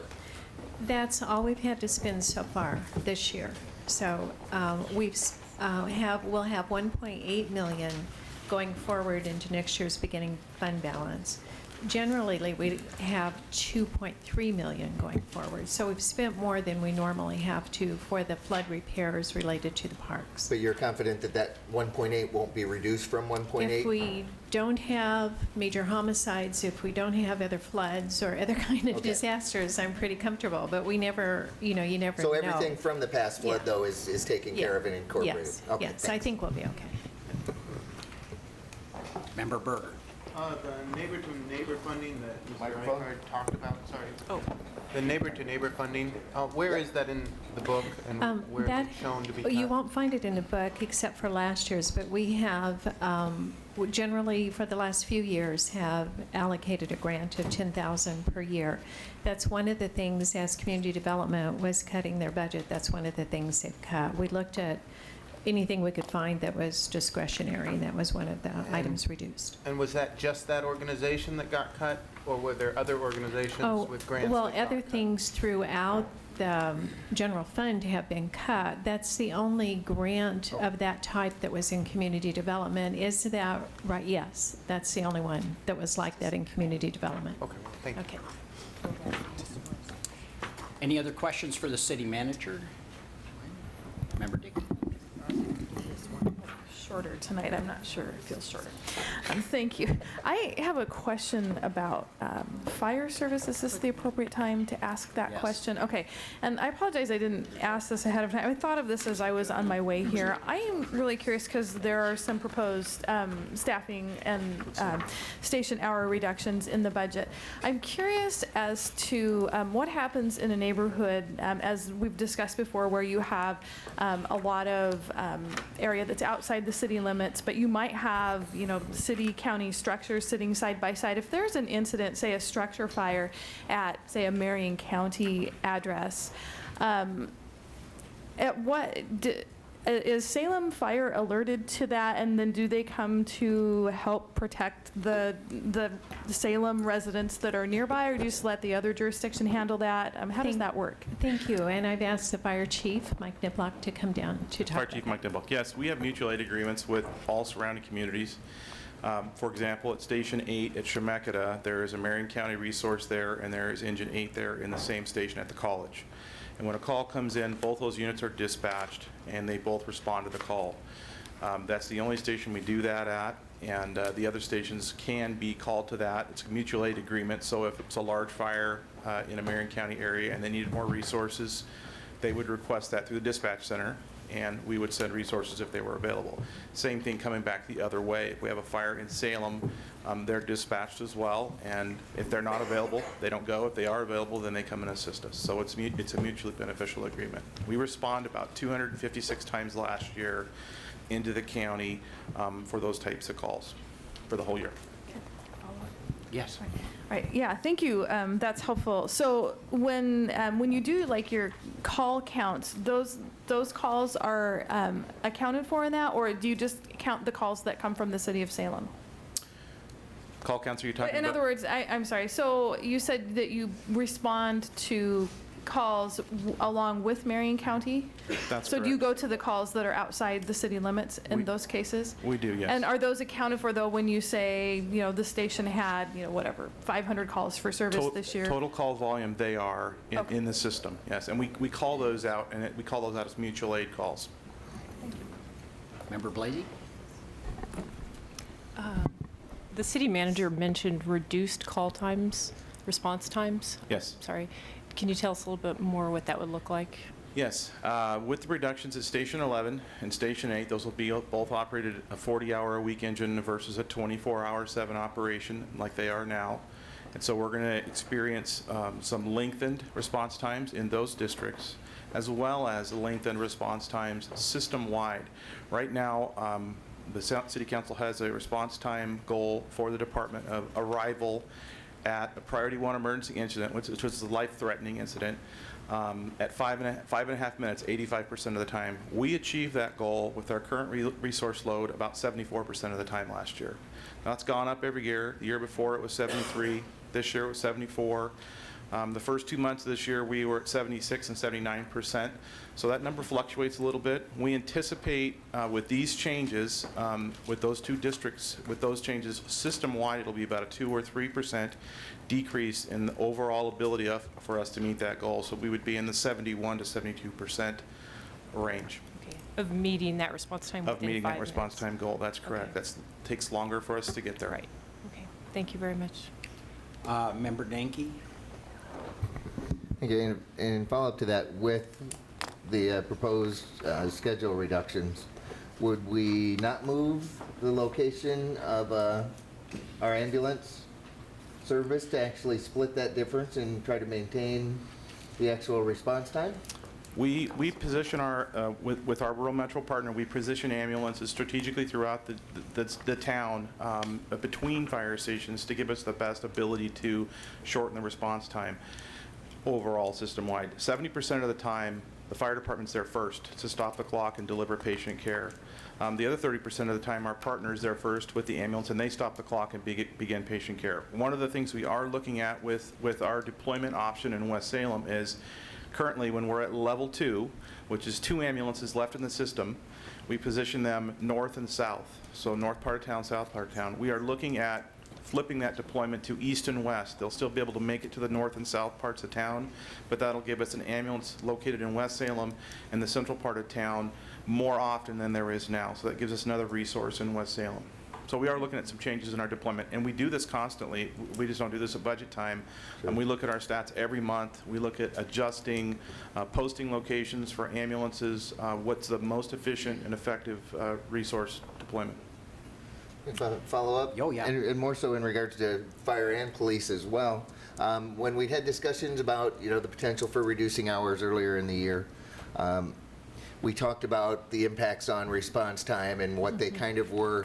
And I thought by budget time, we would have a presentation on exactly what those response times were. We talked about having information come to us on that. Because I think that's the bottom line on a lot of the issues with the budget is, what is the response time that we can accept as a community? So the question would be is when will we actually see that information graphically on a map on what response times are throughout the city? Well, we can, we've had that information and have presented it in public forums and other places, but certainly if the Budget Committee would like it, we can have that available for you next week. That would be very beneficial, I Good. think. Thank you. Member Clem.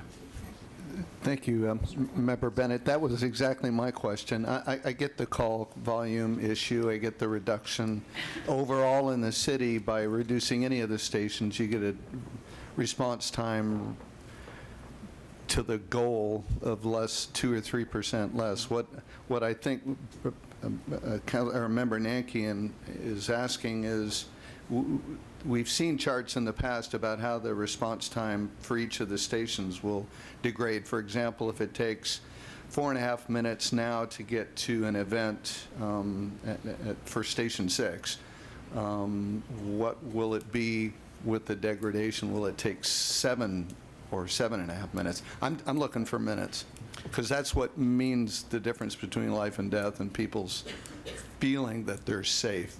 If it's going to be another 2 minutes. And we can give that to you in generalities. I can't give you specific times for each specific call. What I can tell you is the impact is obviously most going to be felt most in Station 11's district and Station 8's district because we're going to have longer response times in those districts. And about 53 calls in Station 8 and 50 calls in Station 11's district that are outside that 4-minute travel time are going to be a longer response, longer than 5.5 minutes. And that variable is going to go from 5 minutes and 35 seconds, probably all the way to 7 minutes. So it just depends on how far out you are. The further you are away from the station, it's point A to point B is what it is. And we're going to have less depth of coverage. That's the issue. We have 11 engine companies and 2 ladder companies on duty 24 hours a day now. In the new proposal, we will have peak period engine companies for 40 hours a week, and the rest of the time we will have 9 engine companies and 2 ladder companies to cover the same dirt.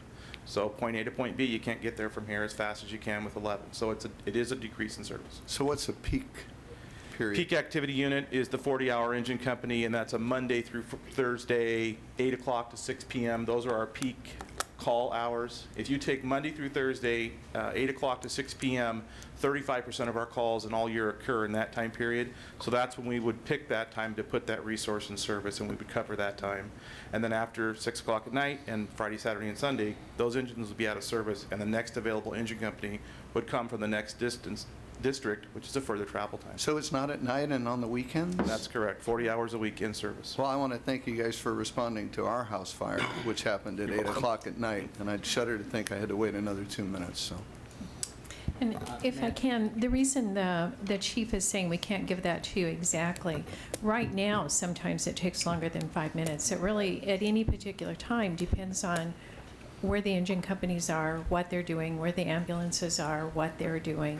So we can tell you statistically from the information we have, it would be about this, but you never know exactly what's going to happen. And one of the things the fire department will be doing in response, and they've been doing for a few years, is looking at the priority of calls, and so that the engine companies are in station more often, so they're more readily available. And maybe, Chief, you'd like just to address that quickly. Sure. We in 2007, we put a system in place called Priority Dispatch, which is a medically triaged priority dispatching system where the dispatcher asks some pointed medical questions of the caller to better ascertain what the emergency is.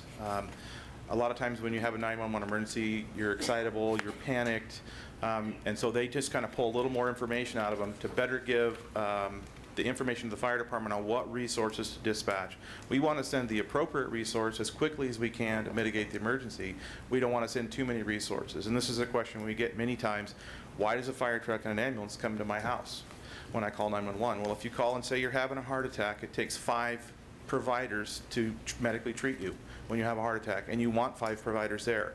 If you have a broken ankle, you don't need 5 providers unless you're trapped in the attic and we have to carry you down to the attic, down to the ambulance. So all those things are taken into consideration in a very short period of time. And since 2007, we've reprioritized 1,400 calls per year that are lower priority. We still go to these calls. They may not be lights and siren. We don't have to get there as fast. A broken ankle is not a life-threatening emergency, and so we want to prioritize those so we have the most available resources when the priority calls come in. And so that system is continually evaluated. We probably have another 200-300 calls that will queue out in the next couple of years.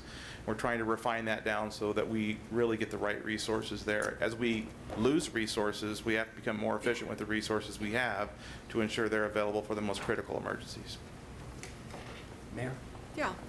Thank you very much, Chief, for that further explanation. That answered actually one of my questions, but I still have another question. Okay. And that is, could you explain for the benefit of the Budget Committee, but also for the public, just what percentage of calls are medical, what percentage are fire, and what percentage are other types, and what those might be? Sure. Well, I can tell you 72% or 73% of our calls are medical in nature, medical emergencies in nature. While we have a public-private partnership with Rural Metro, we do arrive 70% of the time first to provide that medical care. And in a medical emergency, getting that care there as quick as you can is important, and that ensures your quality of life. If you don't survive it, you don't have any quality of life. So it's pretty important. So, but we use the partnership. They do all the transport for us, and they're there 30% of the time to stop the clock for us as well. And so it is a good partnership. So approximately 70% of our calls are medical in nature. Now that doesn't mean the other 30% are fires. I'm looking for my stat sheet here real quick while I talk to give you some exact figures from last year. Just a second. I got so many pages in this book.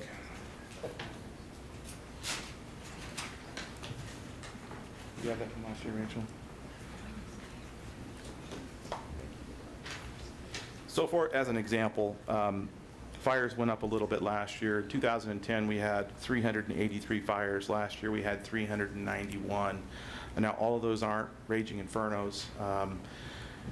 We had 3 three 3-alarm fires last year, which is a pretty significant event for us. Taps almost all the resources in the city. Fortunately, in one of those fires, we were able to rescue the family from the fire. That was just a few months ago. Saved all 4 people.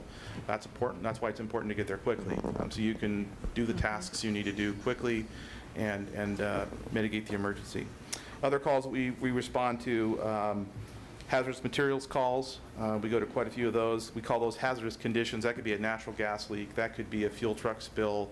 That could be fertilizer. That could be the white powder envelope at the Capitol. We have quite a few of those envelopes show up in the mail center, and that gets sent to some of our politicians. And so we go to those as a hazmat team.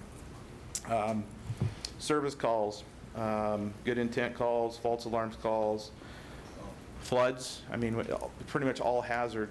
Somebody flips their boat over in the river. We go down there to try and assist them. We have a technical rescue team that provides confined spaces rescue, high-angle rescue. We have one of our engines is trained in airport rescue firefighting, so we have a group out there that's trained for that. So if we have a plane crash at the airport, we have a truck that has foam on it that can go out and take care of those things. So we're all hazard, but 70% of our calls are medical. And what percentage are actual fires? Percentage-wise, I don't know if I have the percentage right here in front of me. I would say out of that 390 fires, about 125 of those were actually working structure fires, where we actually had a full alarm assignment show up and pull hose, fight fire. So percentage-wise, 7-8% maybe of our calls. Because I remember when we were talking about budget reductions, even in the fall, that there was a quote of 2% of the calls. I think that was... Is that just in West Salem? That was in West Salem, and it was 2% of Priority 1 calls. Priority 1 calls, Yeah. right. Okay. Yeah. Okay. One of the figures I was giving you was total calls. Uh-huh. We categorize all of our calls. A Priority 1 emergency incident would be one that we would go to lights and siren. That would be a house fire. That would be a heart attack. That would be a stroke. That would be a nasty car with people trapped. Those types of calls. If it's a small vegetation fire, or it's a smoke investigation, or calls like that don't necessarily get a full alarm response because we want to manage our resources and send the appropriate amount of resources to deal with that. If we need more resources, we can always call for them. And in the inverse, we can always cancel resources if first engine gets there and it's nothing. It's a barbecue fire, and they can take care of it. Thank you. Member Clausen. Thank you, Chief. Something you said sparked a thought for me, and this might be as much for the chair. No pun intended, actually, for real. I appreciate the chuckles. This might be more for the chair, but maybe for you too, Chief. On the reprioritization, I really like these performance measures, and now that we have an extra year in here, they help us out. Would that be a good performance measure? Because it seems like it really helps us to get a feel for the appropriate resources being sent, and it's a measure of efficiency to some extent. So the lower the reprioritization is, the better we're doing. For next year. That'd be a great measure for next year. That might be something to bring up at some point along the way in our goal-setting section of the agenda. Okay. Well, I'll just throw the thought out there for now then, and let the city manager deal with it if she likes it. Any further questions? Mr. George. Yes, Chief. I got a question. I know it used to all be under one umbrella, like the EMTs, the ambulances were all under the umbrella of the fire department. And a few years ago, we broke it out, and so rural metro has it. I'd just be curious to know if anybody's looked at, have we improved our response time as a result of breaking that out, or what? In the last 3 years, our system-wide response time has gone up. 2009, it was 72%. 2010 was 73%. Last year was 74%. So we are improving our response time. We have system-wide, we have more resources in the system. Rural Metro has 9 ambulances deployed. They deploy on a peak period. Busy time of day, they have more resources available. Slower times at night, they only have 4 ambulances available because they balance the system and they watch that very carefully. So we have experience because of where their posts are. They're between our fire stations. That puts an emergency responder closer to where the next emergency is going to occur. And a little bit of it's guessing game, but you can look at the stats. You can see where your calls have happened historically. We use all that data to calculate out where our posts would be and where we can get the most bang for the buck with the resources we have. But it has improved our times. Yeah, because they used to be all at the stations, did they not? Ambulances were dispatched out of the fire station, so we did move our posts out. Rural Metro has never been dispatched out of the fire stations. They have posting locations, and they're staffed as a 12-hour crew, not a 24-hour crew. The other thing that I would add is as resources are reduced, like I said, we expect a 2 to 3% decrease system-wide in this goal, so don't expect a 75 number next year. We're going to be going the other direction. Well, it does cost us more to do it this way than it did previously, does it not? It costs us less. It costs us less? Yes. Okay. I thought it was, okay. Okay, are there any questions on any other aspects of the general fund? We're needing to move along here. Mr. Motley. Yes, please, thank you. Manager Norris, can you tell us of the reductions in neighborhood enhancement, exactly how much reduction in neighborhood association support? Yes, and I'll ask Ms. Woods to come. Do you want in terms of the service or the dollars? I don't Probably think I care. the service maybe would mean. Yeah, okay. It's just a matter of I know the neighborhood associations took a cut last year. They're taking a cut again this year, and I'm just kind of curious. I can't tell about those from the documents we have. Okay. Vicki Harden-Woods, Community Development Director. Probably the easiest way to look at that is in the budget, there's the program cost for the neighborhood services program. And last year, it was $221,000, and this year, it's $107,000. So that gives you the level of financial reduction, and how that plays out as far as service is concerned. It reduces 1.5 neighborhood specialists down to 1, and that's job shared. So that means there's that much less support for neighborhood chairs and neighborhood members to call, get support, get trained. There'll be some training, but there'll be less availability of those neighborhood counselors. And also, those counselors provide training and support to the liaison program. So a small part of that supports the liaison program, but the main cut to the liaison program really comes from across the city, from all of the departments, because they are the liaisons, neighborhood liaisons, who is one is assigned to each neighborhood, is a manager from somewhere across the city, any number of departments. So I think almost every department has one. But with the budget reductions across the board, it is harder and harder for us to ask those managers to spend that additional time. And in fact, we're having trouble when those positions become vacant, finding new people to do it, because people have already done it and they're really stretched thin. So that you don't see so much in the budget of the neighborhood program, but you do see it because it affects everyone across the city. And then finally, the other big piece of that is in printing. And as was testified, we're going to electronic printing of the materials that go out for the neighborhood association. So we're converting from mailing and printing to electronic distribution. Good. Member Clem? Okay, and that's... Did you have something else? Yes, just a minute, please. The communications, that's electronic or whatever. I can't hear you. I'm sorry. Communications, then, that's the our ability to advertise and et cetera, too, is it not? Well, no, actually, there's kind of two pots of funds for communication for neighborhoods. One of those pots of funds we kept whole, and that's the pot of funds that goes directly to the neighborhoods that they can use for different kinds of communication. The other pot of funds that's in communications is the pot that pays for printing and sending newsletters and notice of the annual meeting and those kinds of things. Okay, thank you. Great. Member Clem? Thank you. Chair Bennett, I'll just be real brief.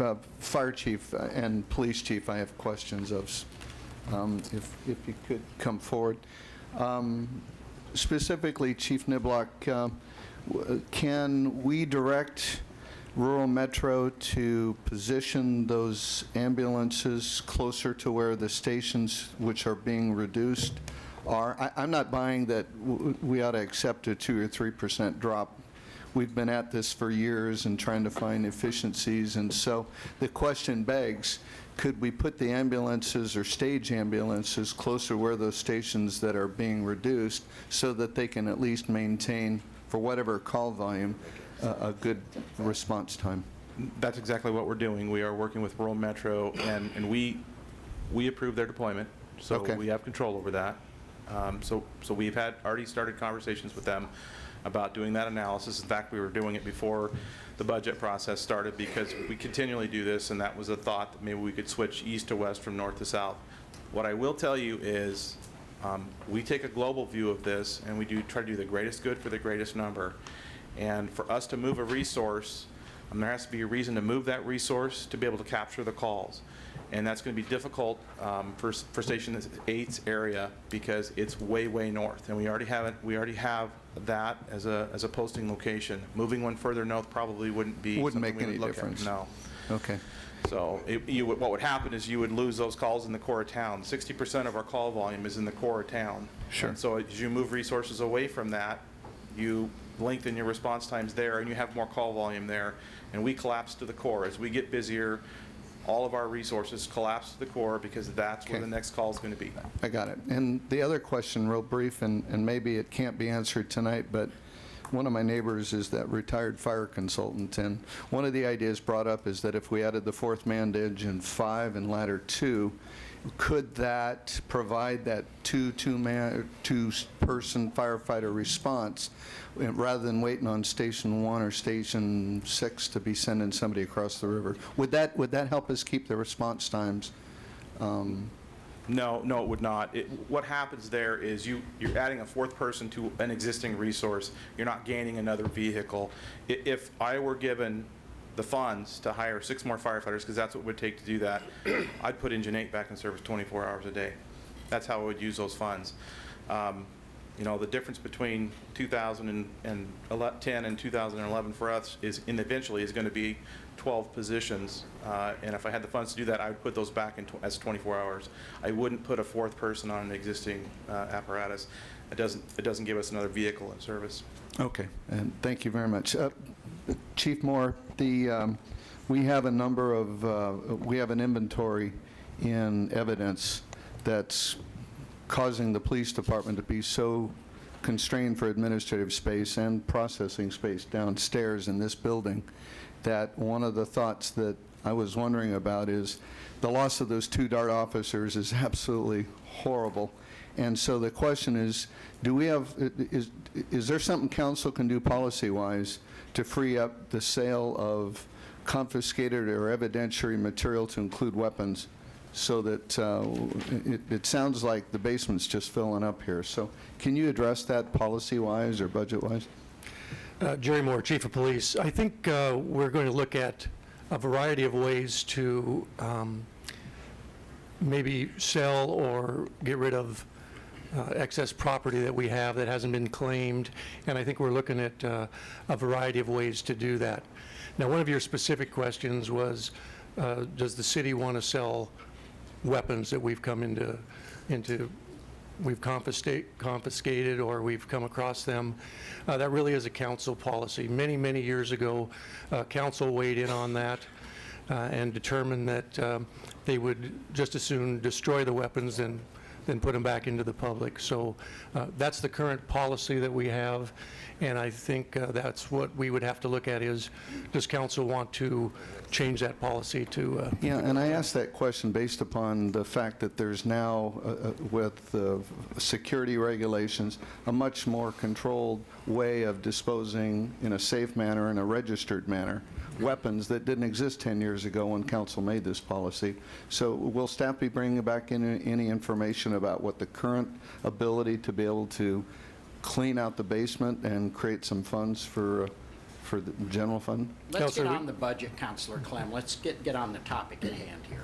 We're getting way afield, and we're running out of time for the evening. So I understand. I appreciate your I've made the questions, and question. your email to the chief will be interesting to read when you send it to the rest of us. No problem. Sounds like I'm done. All right.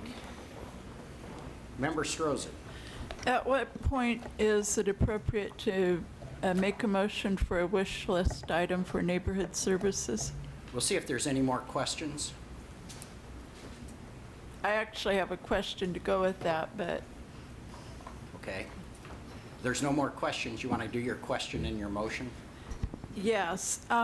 This is probably for Vicki or Brady, but of neighborhood support, we're eliminating newsletters, we're eliminating printed agendas, the liaison, the management staff are essentially volunteers, we're eliminating that. And 1/3 of our neighborhood staff support, since it's only 1.5 now and we're going down to 1, which means the 2 part-time people are going to be even more part-time, spread among 19 neighborhoods. So what is there left is for the city can call support for the neighborhoods? I mean, it seems to me we're eliminating almost everything.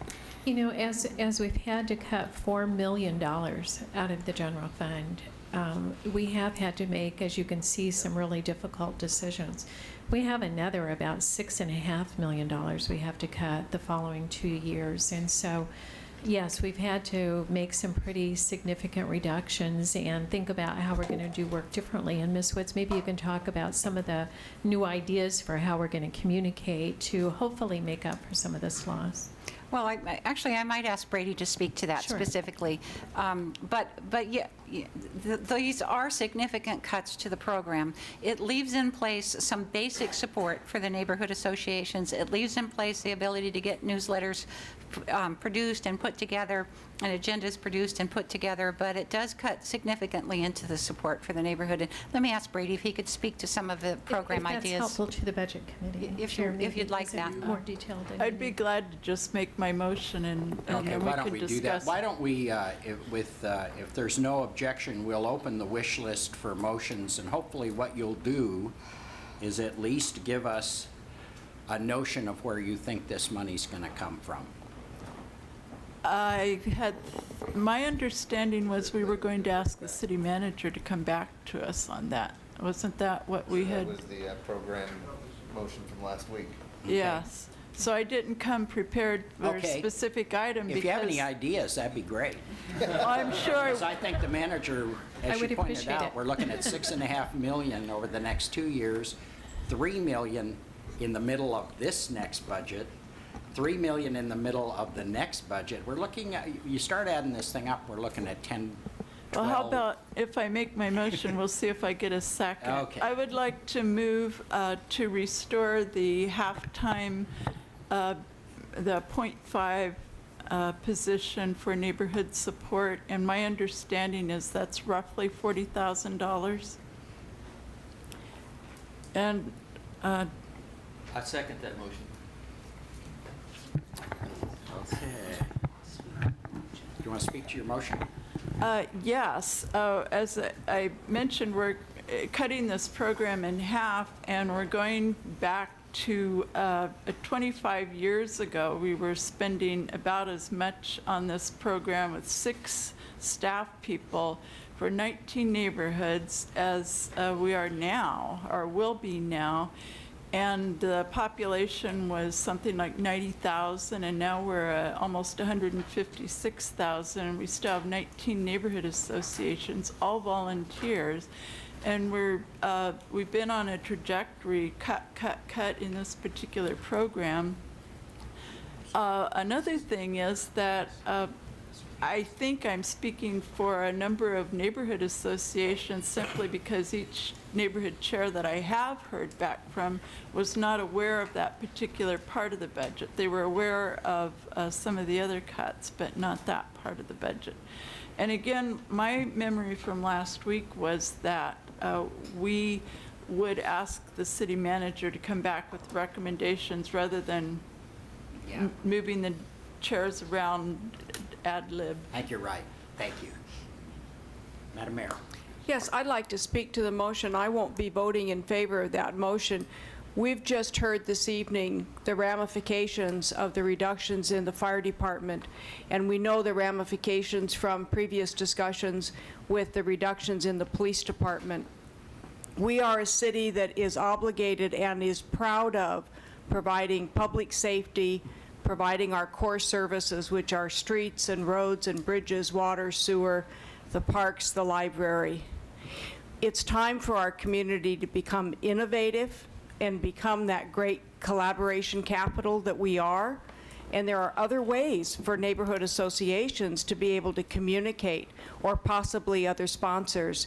And so I personally would not be voting to put money back into the budget for something that could be possibly done through another way. And I think that by voting no, I hope that I'll be encouraging the community to be thinking of other ways to do things that can't be done, that can be done by other people.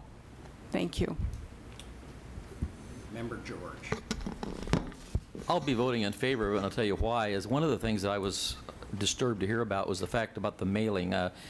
We do get electronic mail. I get electronic mail and information because I'm on the board, and I'm one who has signed up for it. But when we have our annual meeting, we get a lot of people at that annual meeting that are not on that email list. They get it from a mailing list that goes out to the neighborhood, and so that's one opportunity for us to notify the neighborhood what we have going on in the neighborhood and within the city. So so if we're cutting that too, that means that the only people they're going to know we have an annual meeting are people that might attend the neighborhood association meeting. There won't be any other way of them knowing about it if they don't get a mailing. So that's one of the parts I'm really concerned about, is that part of it. Member Nanke. Thank you, Mr. Chair. Just as a reminder to folks in regards to head count and knowing what the cuts are going to be over the course of the next year, we keep a head count or add a head count this year, the city manager is going to come back with 2 in addition to whatever cuts next year. And if you add that half person up for neighborhoods over the course of a couple of years, we may very well lose the entirety of the neighborhood program. So I will not be supporting the motion because I want to at least keep something underneath that so that if revenues rise over the course of the next 3 to 5 years, we can start to build that program back up, because it is important in the citizen involvement portion, the state planning goals even. So, Member Motley. Thank you. I will be voting in support of the motion with the hope that Manager Norris, when looking for how to fund this, will find a way that the neighborhood associations can solicit funds, can accept donations, and accept partnerships per se in their costs.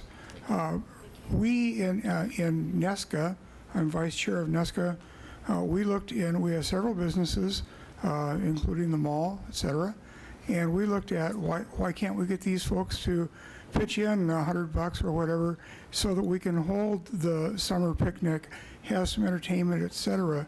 And what we found out was that unless someone wanted to generously donate their Social Security number so that we could start a bank account, we would be unable to cash any checks or anything else. The mechanism that was used before, there was an association of neighborhood associations which funneled funds. That group went away, and neighborhood associations no longer have the capacity to funnel any money, to accept any money, unless they go in through incorporation and all kinds of good things. I'm told it's darn near impossible. So I'm hoping that Manager Norris will consult with Attorney Tosh and see if there is some way that the city can facilitate neighborhood associations getting their own funding. Thank you. Okay, any further comments? Member Bailey. Thank you, Mr. Chairman. I see your shoulders sighing heavily there as the debate drags on, but I'm going to add one more. I don't have enough information right now to make a decision about to support or not support. I could certainly support asking the city manager to bring back maybe some options for how to do this, because it's clearly this is a hot button issue and very important. It's not a lot of money, but in this climate, every 40K counts. And so I could support a motion to ask the city manager and others to bring back maybe a couple of alternatives. Then I can decide. But right now, I'm not prepared to support the motion. Member Berger. And just to clarify, this is a wish list request, so that is my understanding, just what the motion was, that it would be on the wish list, and she'd come back with alternatives, and we'd have to vote on it at a subsequent time. Sorry, Member Nagy. Yeah, and in that regard, and I'd mentioned it at a couple of different forums, and this will be the only time I say it, if the city manager is able to find other things to cut, at the end, I'm going to move to cut those as well and not replace any other services because of what we see down the road. That will actually save potential headcount next year and the year after. And we have to be thinking long-term on this, not just, oh, we're the budget committee this year, we'll add a bunch of stuff back in again, which we've done in the past, and let the next group pick up the trash that we threw out. So, Okay. I'm passionate about that. Good closing on that. Okay, we have a motion to add a half-person addition to the neighborhood program. All those in favor say aye. Wish list. Wish list. All those in favor say aye. Aye. All opposed? No. Nay. Ayes? Raise your hand. 4 ayes. That's not enough. You too. Anyone else want to join the ayes? We got to get to 10 to move signs. Is that right? Is that the right number? Yeah. Yeah. Okay. Who else? Member Clem. As expected. I would move that, well, city manager may have to help me with this. So I would move that the interfund transfer from water. I would just suggest your motion confine itself to the to just what you want to add back, and then let her find the money. Okay. You let her take a. Got it. And we'll see how this goes. Yeah. I would move that be added to the wish list would be the $70,000 for the West Salem Library to bring it from 6 hours to 16 hours. Chair seconds. Thank you. If I can speak to my motion. I have identified that there's the potential for the repaving of a street in Ward 8 that could be used to help fund it. But in the spirit of the wish list rules that we're establishing, I would ask that city manager take a look at that. This is the funding to actually have someone open the door, turn on the lights, and receive the volunteers. This is not something that a volunteer can do in terms of adding the 16 hours back, which are critical for a building that was built by West Salem residents. The books came from West Salem residents, and it was donated by a West Salem business in terms of the land and Mr. Roth. So I would ask that you take a look at it as a wonderful opportunity to create more volunteer activities by increasing the hours to 16 hours. And then, again, we've got a lot of ideas about volunteering, AmeriCorps volunteers. I think that's being pursued as well. But without somebody to open the door 4 days a week to make sure that it's part of the main library annex on Mondays when the main library is to be closed, it really is a community asset that essentially we just keep it 4 hours or 6 hours on Monday. It's almost the same as closing it. So I would ask that City Manager Norris that you support me in actually directing City Manager to try to find the funds to keep it open. It's $70,000. I know we're going to be looking for every 40, but this is part of, this is the process, and I would appreciate you supporting the motion. Yeah, I have a question about the building and furnishing, stocking of the library, the materials, and I wonder if City Manager Linda Norris would like to address that, because I want to be certain that the information that goes out to the public is actually correct, and when it was built, and who paid for it, and who's been paying for it since, and where the materials that are in that building today are coming from. Ms. Toy, are you ready to respond to that? B.J. Towie, Salem Public Library Administrator. West Salem did indeed build the building on the land that Orville Roth has donated. The materials and the support for the services has always come out of the city budget. Okay. Thank you.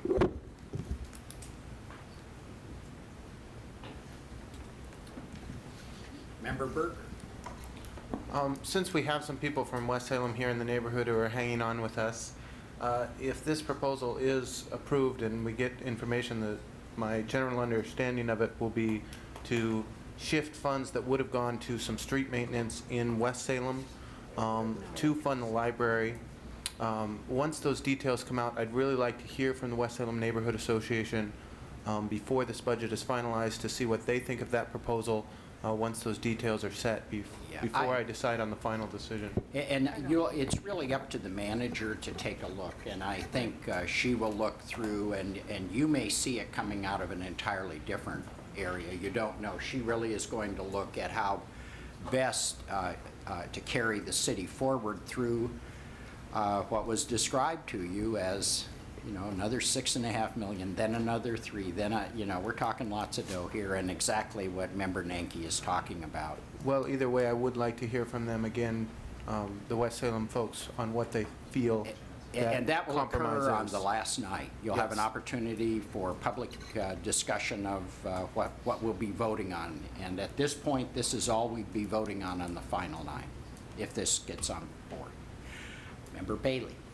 I'd be interested in Councilor Nanke's take on this, since in some respects, to my ears, it's similar to the motion that was just defeated in terms of putting it on the wish list. And so I'd just be interested in your perspective, Councilor. Not to put you on the spot, but I thought you made a passionate point before, and I wondered if you can rise to the same level this time. So.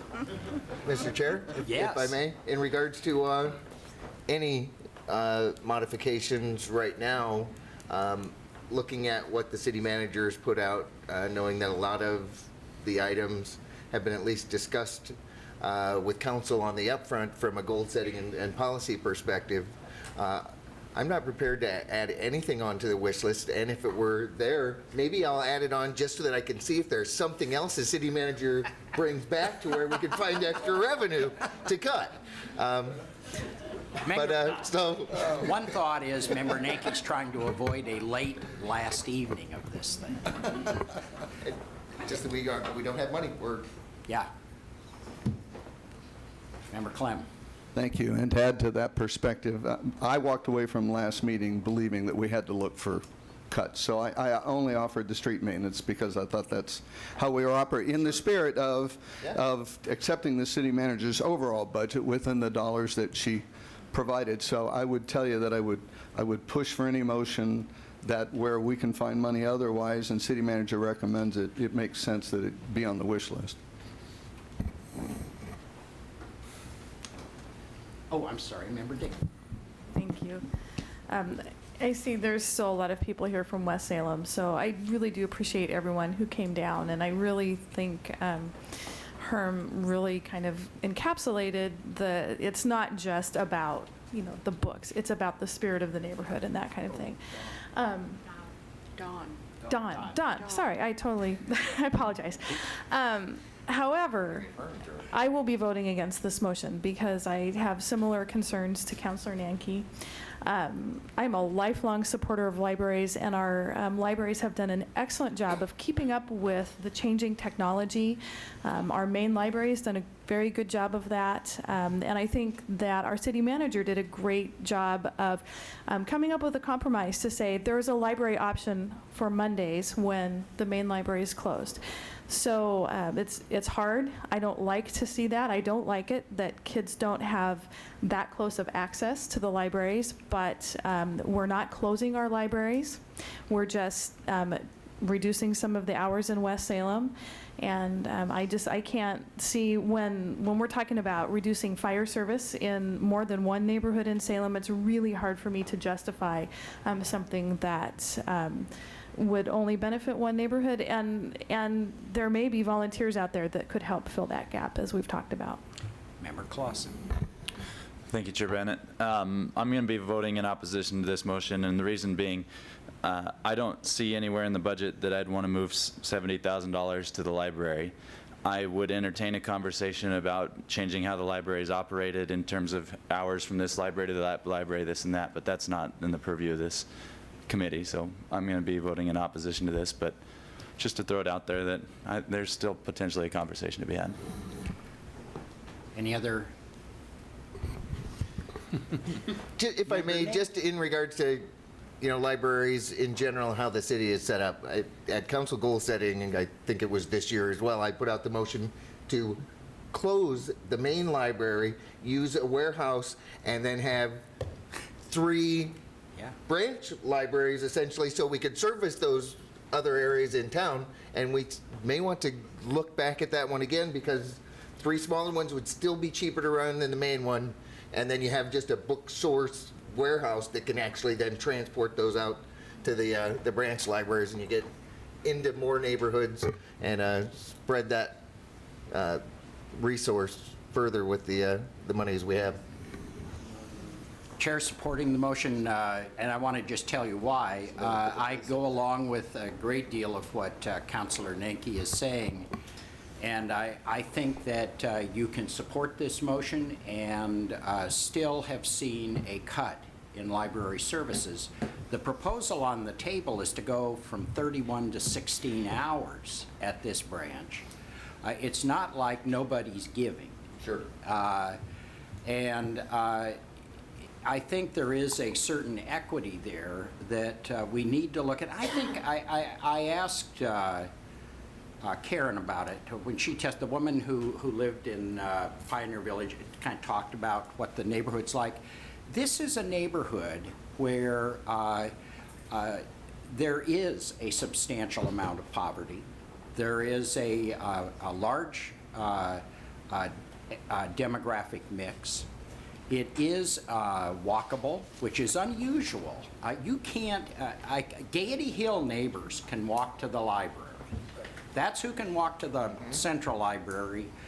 This is a neighborhood where kids can walk to the library, where old people can walk to the library. And I think it serves, and I wasn't joking with Mr. Homuth, it serves as a model of what a branch library can look like in this town. I don't know if it survives the next budget cut, but I don't know that you take it down to 6 hours, which is closing it. You can call it open on Monday. It's closed. To all intents and purposes, it's a goner, and I think that's way beyond what's being asked of other programs. We're not shutting stuff down quite like this, so I really hope you'll support this. Let's see where the funding comes from. There are parts of this budget that have not been touched. They have not lost one dime. The entire social services portion, which I support completely, keep it the way it is for all of me. But that has not had one single cut. There are other portions of the budget that are revenue resources that can be reallocated toward this kind of purpose. I really ask you to let the manager take a look on this one. This is a very important part of one of our core services, and I hope you'll take a second look and at least see what the manager brings back. If you want to vote no on the final night, follow your conscience if you have one, but I really ask you to join me on this one. I think this really is a positive move for us. We've got to do a little of this. To walk away from the general fund without one change, I think would be a mistake. Right, we need to cut it. I know. Well, we'll see what happens, but Member Tesla. Thank you. I'd like to use a quote that seems appropriate right now, and it's, "These are the times that try men's souls." And that came from, appropriately titled, a pamphlet called The Crisis by Thomas Paine in 1776. So, I'm going to support this motion because 16 hours I can live with. That's keeping the library open on Monday and possibly on Saturdays. I think we can still do this, but I will issue this codicil. I think the citizens of West Salem should seriously start thinking about a bond. And I think you should start thinking about a bond in West Salem to support your library. And I asked questions about it tonight. I don't know how it works, but I think that you should seriously consider that to support your library in the future. As you can see, we cannot support the West Salem Library. We cannot do it. This is the end. So these are the times that try men's souls, because now we have to pay for the things that we really want and desire. The general fund cannot continue to support these services, and we cannot do it through the tax structure as currently written. So please, if you live in West Salem, you have to make a choice pretty soon, and that choice is, are you going to pay a little extra to support the West Salem Library? Then the West Salem Library will be open every day from 9 to 9 and have all kinds of community activities. And you're right, that neighborhood does have a lot of children and minorities and people of different kinds of income, and I believe it should stay. I just can't support it.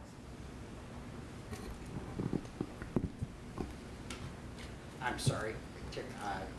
Member McAbilly. I just have to ask the question what we're doing. This is a general fund meeting.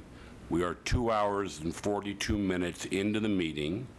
We have probably spent 2 hours and 10 minutes of that talking about the West Salem Library. This reminds me of 2 years ago when we went round and round, meeting after meeting, about whether or not we were going to restore 4 park positions. I appreciate the people from West Salem coming. It's important to them. But doesn't this committee have better things to do in this meeting than to spend 2 hours and 15 minutes on the library?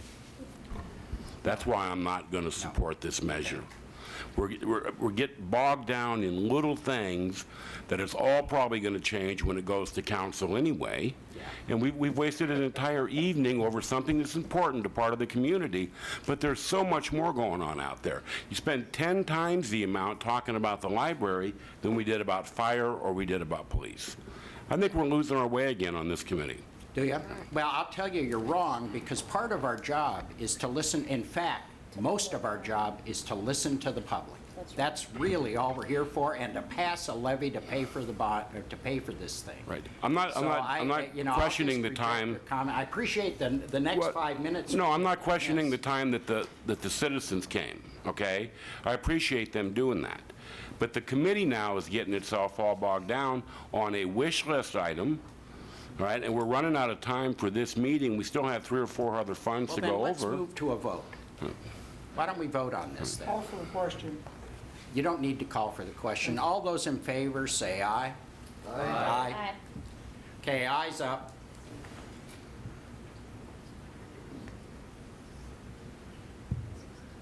Nine, 10, 11. 11. Motion passes. Do the nays want to be recorded? I think we should be. Okay, nays up. Do you want me to call them out, or can you see them? Can you see? Got them? Okay. Now wait. Pull the camera footage. Okay. Anything else to add to the general fund budget? In the form of wish list items. Okay, we'll move on to review of the airport fund budget. Yes, and Mr. Wells will be presenting this fund. Josie Wells? Oh. Yeah, well. The outlaw Josie Wells? With Clint Eastwood? Oh, come on, man. It's a great movie. He doesn't know who Josie Wales is. Go ahead. Young people. Good evening. I'm John Wales, the Director of the Urban Development Department, and I'm here tonight to talk about 4 funds that the Urban Development Department manages. Okay. If you're going to leave quietly so we can move along here. We don't want to take any more of any of the members' time than we have. Go ahead. Okay. The 4 funds that we're going to be talking about tonight that Urban Development Department manages are the Airport Fund, the Community Renewal Fund, which is the federal CDBG home fund that is allocated by the Department of Urban Development, the Parking Fund, and the Leasehold Fund.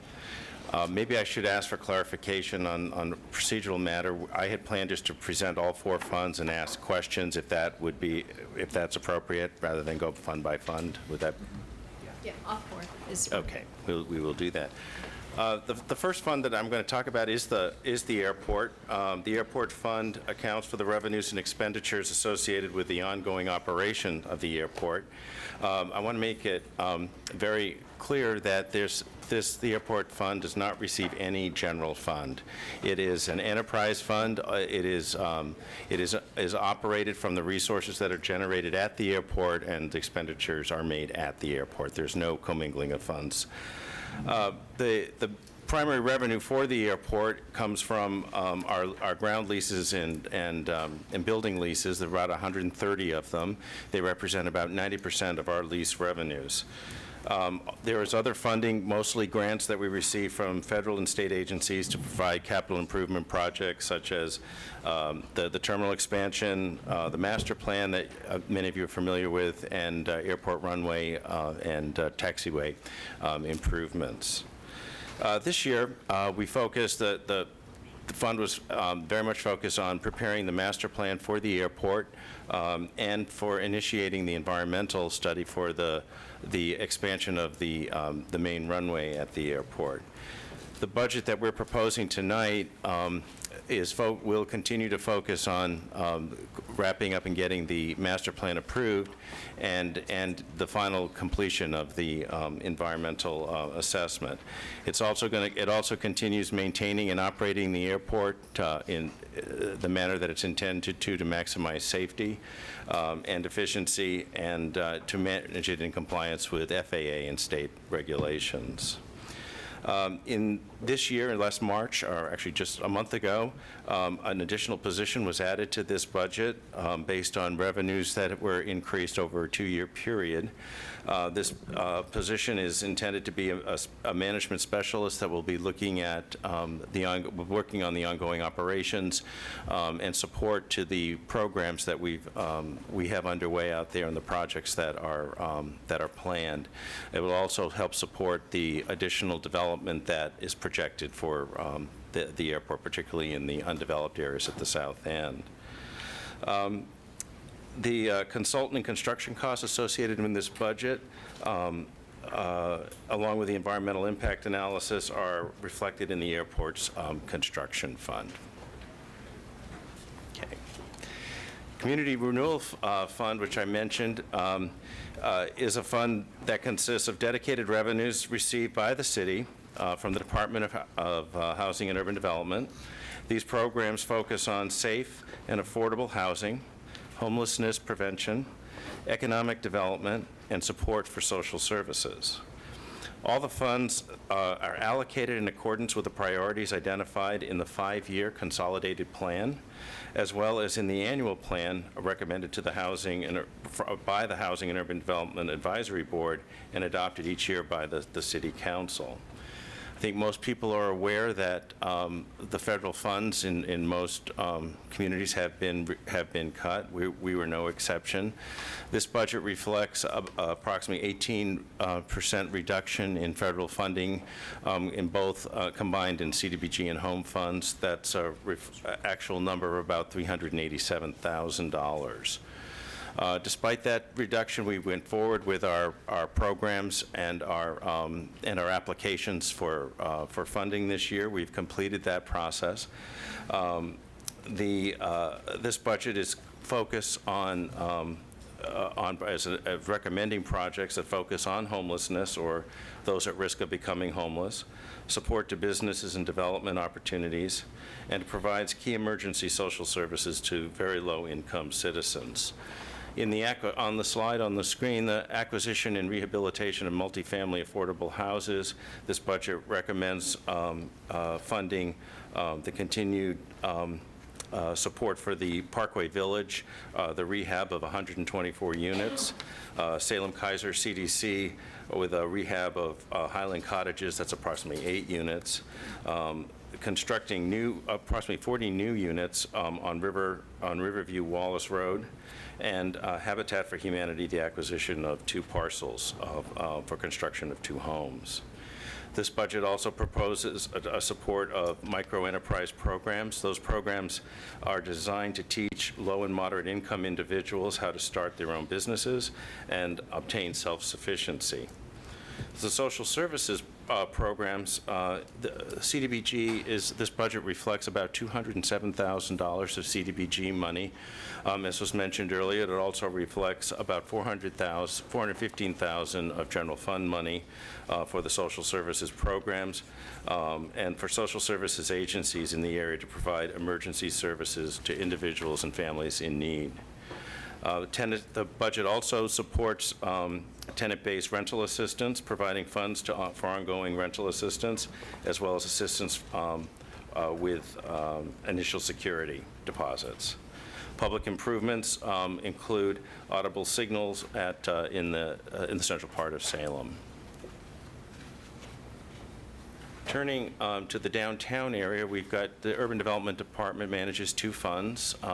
The Parking Fund provides for the operation and maintenance of the downtown parking district and the parking structures, capital improvements to the structures, security and contracted services for downtown marketing, promotion, and cleaning services. The revenues, the resources for revenues are the downtown parking tax. That's a tax that's assessed to business owners in the downtown parking district. Revenues come from parking permits. There's about $150,000 that's recommended and has been recommended from previous years transferred from the leasehold fund to support this fund, and urban renewal dollars to support the capital improvements to the Chemeketa Parkade. This budget will continue to support the ongoing need for capital needs of our aging parking structures. I think many of you are aware that that the DAB, Downtown Advisory Board, has been looking at this fund for over a year, has looked at the projections and the costs that are going to be needed to support it, and have concluded that long-term this fund is not sustainable. They've made several presentations to the over the past year to the council, and recognized in preparing the budget this year that there's not a silver bullet to solve this problem, and there's not a budget solution. So this budget doesn't create an opportunity. It doesn't provide a solution. However, it does create an opportunity for the DAB and the staff to come back with a discussion, to broaden the discussion, to look at options, to really to broaden the discussion among stakeholders downtown, and to come to back to council with some options for a longer-term solution. And that's what this budget creates, that opportunity. Basically the revenues for this coming year are anticipated to be flat. There are no increases recommended in the downtown parking rates proposed for the current year. And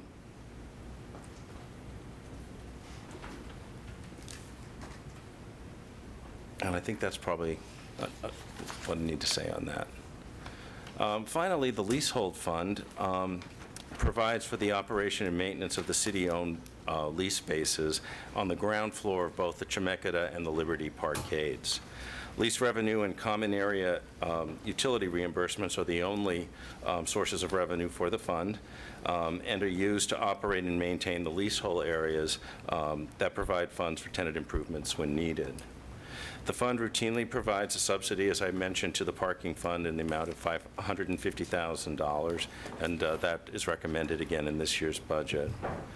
No significant changes are expected to this fund in 12-13. However, it should be noted that the continued vacancy in one of the spaces at Liberty Liberty Parkade has put a strain on this fund, and staff is actively working to lease that space. We currently have 90% occupied space in our lease facilities. This is the remaining space, and we're trying to get that leased as well. And so with that, I'd be happy to answer any questions that you have on any of these funds. Are there any members of the public that want to speak on any of these funds? Okay. Any questions for John? I have two questions, and I think they're going to be real quick. On the community renewal fund, why is our debt service up? Should we not be going down? I'm sorry, on the community renewal, Yeah, I'm on page 167. Did we finance more this year? I'm sorry, what was the question? Did we finance more this year? I guess just why are we going up? from Debt portion? service went from 475,000 last year to 500,000 in 12-13 proposed. It's on page 167. Okay. I'm not sure what that, Renee, do you know the answer to that? Renee Fraser from our, that's why Renee's here, but that's okay. Hi, good evening. I'm Renee Fraser, the Financial Services Supervisor in Urban Development. The city has a Section 108 loan from HUD that we use to fund $7.2 million for the conference center. And one of the two sources of repayment for that are commercial loan revenue from Riverfront, urban renewal area, and the program income from CDBG. And so all those sources go into what's called a reserve account, and then the payments are made to HUD. This year, what we're finding for the first years, our reserve account is dwindling. We had really good years 4 or 5 years ago with program income, and we built up a reserve to make payments with, and now the reserve is almost gone. And so we're having to increase our contributions to make our debt service payment on a yearly basis. Okay, I have another follow-up if I could on the downtown parking fund on page 185 for the committee members if they want to follow. Line 53, 815, which is the intra-city interdepartmental reimbursements. We had a large decrease in the amount of money going out to other areas, and I know one of these big ones is downtown police services that is a large line item in that. Could you just help me out with why such a big decrease here, and where are we not transferring money out to as part of that 193,000 difference from last year? Are you talking about the security, under the security? I don't know what I'm talking about. I'm wondering why it's $193,000 less. I'm sorry, I know we've heard a lot of things. It's just different when I'm seeing it in this format. Some of this might be just jogging my memory. Okay, which page are you on? I'm on page 185. I'm looking at line 53815. I think Ms. Fraser has the information. I do. And it is the security, actually. Could you move the microphone a little closer? So sorry. It is the security, as Mr. Wells indicated. So in prior years, our security officers are actually funded out of our parking services cost center in the general fund, and we charged approximately 7 officers' costs to the parking fund, and it showed up in that line item. So in this year, those positions were eliminated out of the general fund, which means they're not charging the parking fund for services, and the general fund isn't getting reimbursed. What is being charged here is police services, but they're costing less because we're buying less service. And so that's the big decrease in that line item. Oh, so should we not have a corresponding increase? Is that what the intercity direct charge is, of $86,000 higher then? No, we're essentially funding 2 police officers instead of 7 security officers. So there's a significant cost reduction. But we didn't lay off those 7 security officers, so where are they funded from now? Unfortunately, we did lay off security officers. We have eliminated that Okay, so we did service. lay off those Yeah. 7. Okay. Sorry, thank you. That was exactly what I was looking for. I was trying to figure out what was going on with that. Thank you. Member Nanki. So do we have any security officer type personnel in either urban development or any of the other funds then? We have one of the staff members who is with downtown security will be going over to the library. We had contracted out that service before, but we're moving one of those employees. 3 people will be laid off. Four of the ones before were contract staff. So 3 layoffs, 1 will be moving. And the one moving will be a city employee or A contracted? city employee in the library, and so you'll see that cost under the library page. And for that single person, Yes.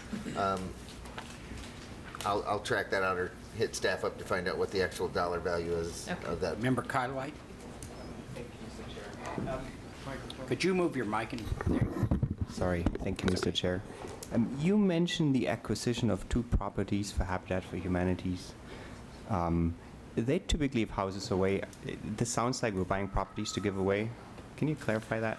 Well, they have applied for, as part of our CDBG program, they have provide funding for the acquisition to construct 2 new houses, if I understand that correctly. Yes, it's to construct 2 new houses.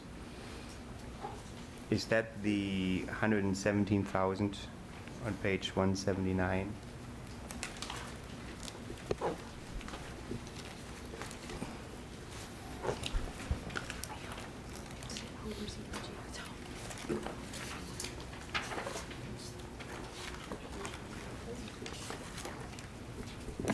Hi, Rena Peck. I'm the Federal Programs Manager for Urban Development.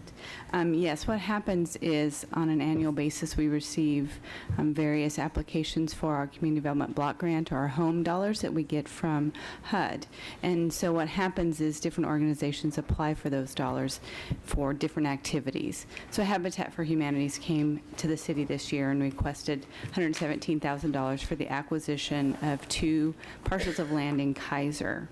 So it sounds kind of strange, but the city has a consortium agreement with Kaiser so that we can receive home dollars. We don't, as a jurisdiction, meet the criteria to get home dollars on our own, so we partner with Kaiser so we can receive those funds. So Habitat has applied for home funding to acquire these properties. So we're not buying the land, we're loaning it to Habitat, which in turn they have to pay it back.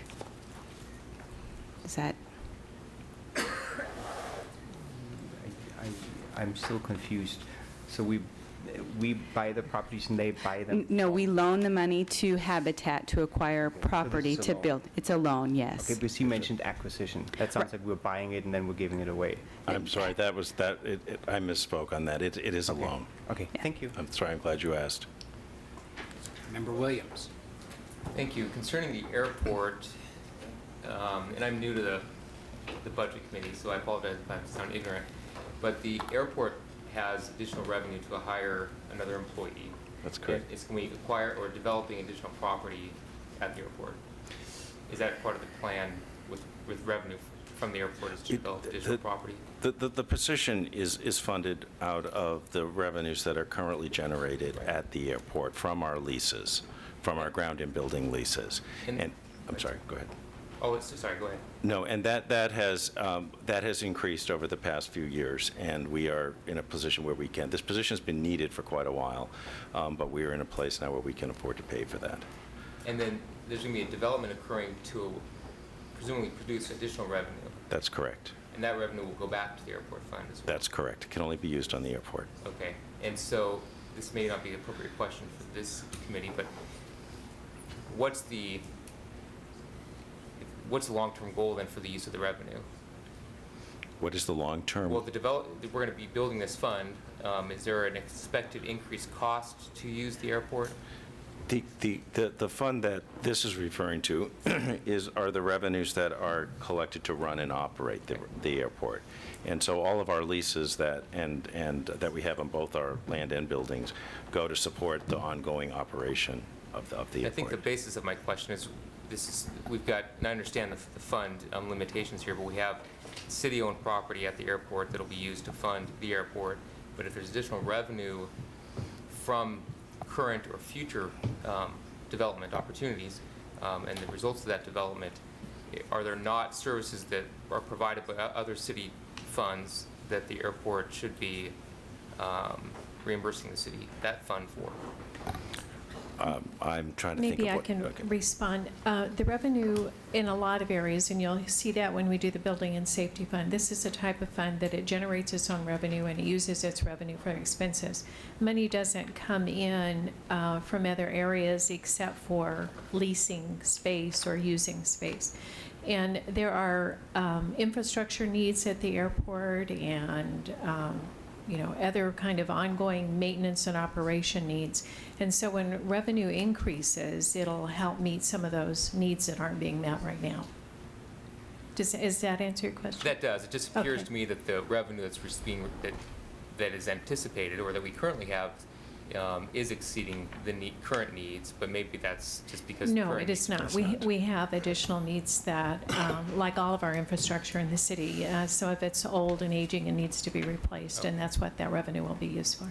So if in the future, if there were additional revenue and the needs were met, would that revenue still be tied to the airport? Yes, it would be. Thank you. Member Bailey.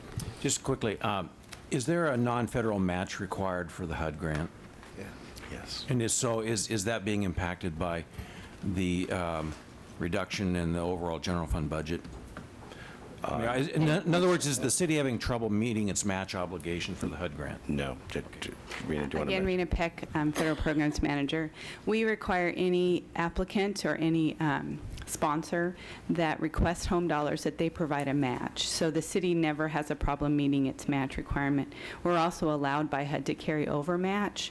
So we currently have an overflow of match requirement. Member Motley. Thank you. Back to the airport fund, 2 quick questions. This year, we had grants of $233,700. We're not proposing any next year.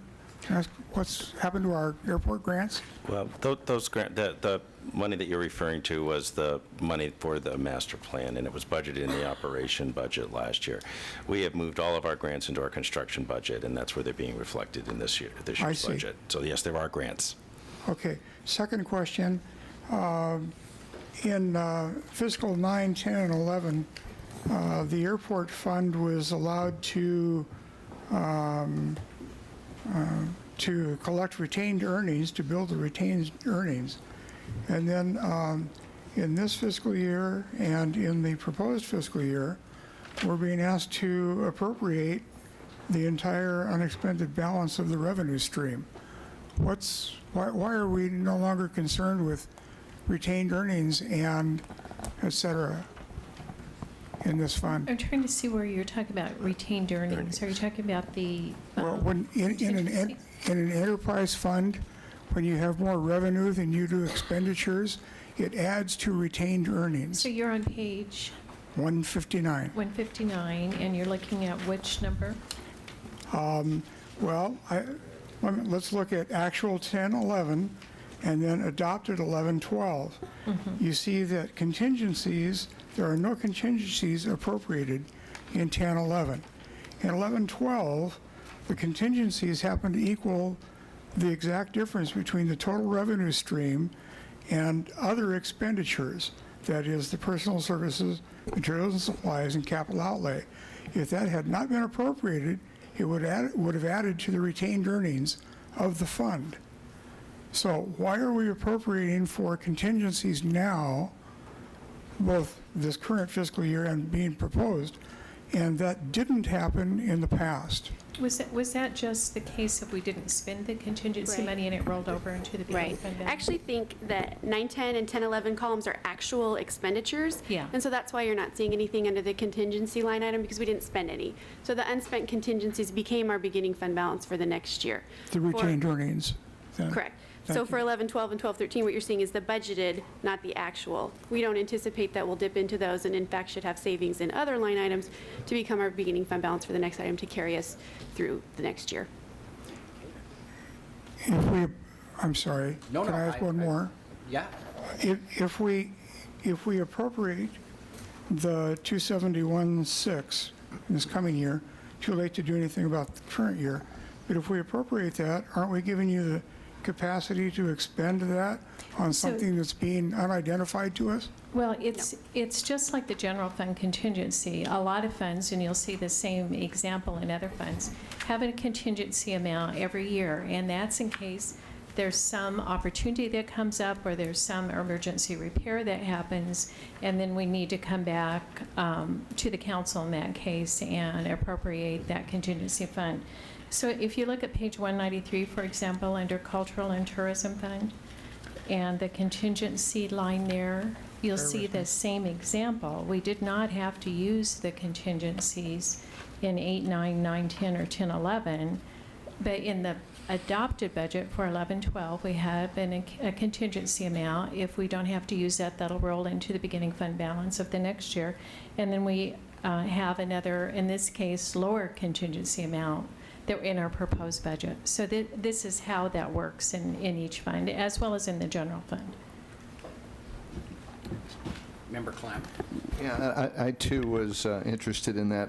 In many of our funds, we don't allocate all the money so there's always sort of a carry forward balance. Right. The question I have here with regard to the airport is, we're going to have some match requirements for the EA, the environmental assessments, and then the beginning of whatever the next phase is that we That's go right. to. Is that what the contingency, allocating of all the contingency is meant to do? It's there for, it can be used for that purpose, but as far as the EA, we have the match already in place between the FAA money that we're getting from the FAA and So vice versa. The way you've presented this 271,600, it actually is acting like an unspent balance, retained earnings. Right. That's That's correct. Yeah, you're right. Anyone else? Just one, I wanted to ask about, and boy, it's small, but I just want to make note of it, is in the parking fund, $17,200 for yet one more parking study downtown. We've had 5 years of parking studies. Nothing has changed. I think we could do 5 years more. Nothing would change. So I just want to bring it to your attention. I'll see if somewhere along the line I might just make a motion on it. I think it isn't serving any purpose anymore. We need to get out with the parking studies and get the parking figured out down there. Quit studying and start doing. Nanki wants meters. We'll talk about something else. Member Blasey?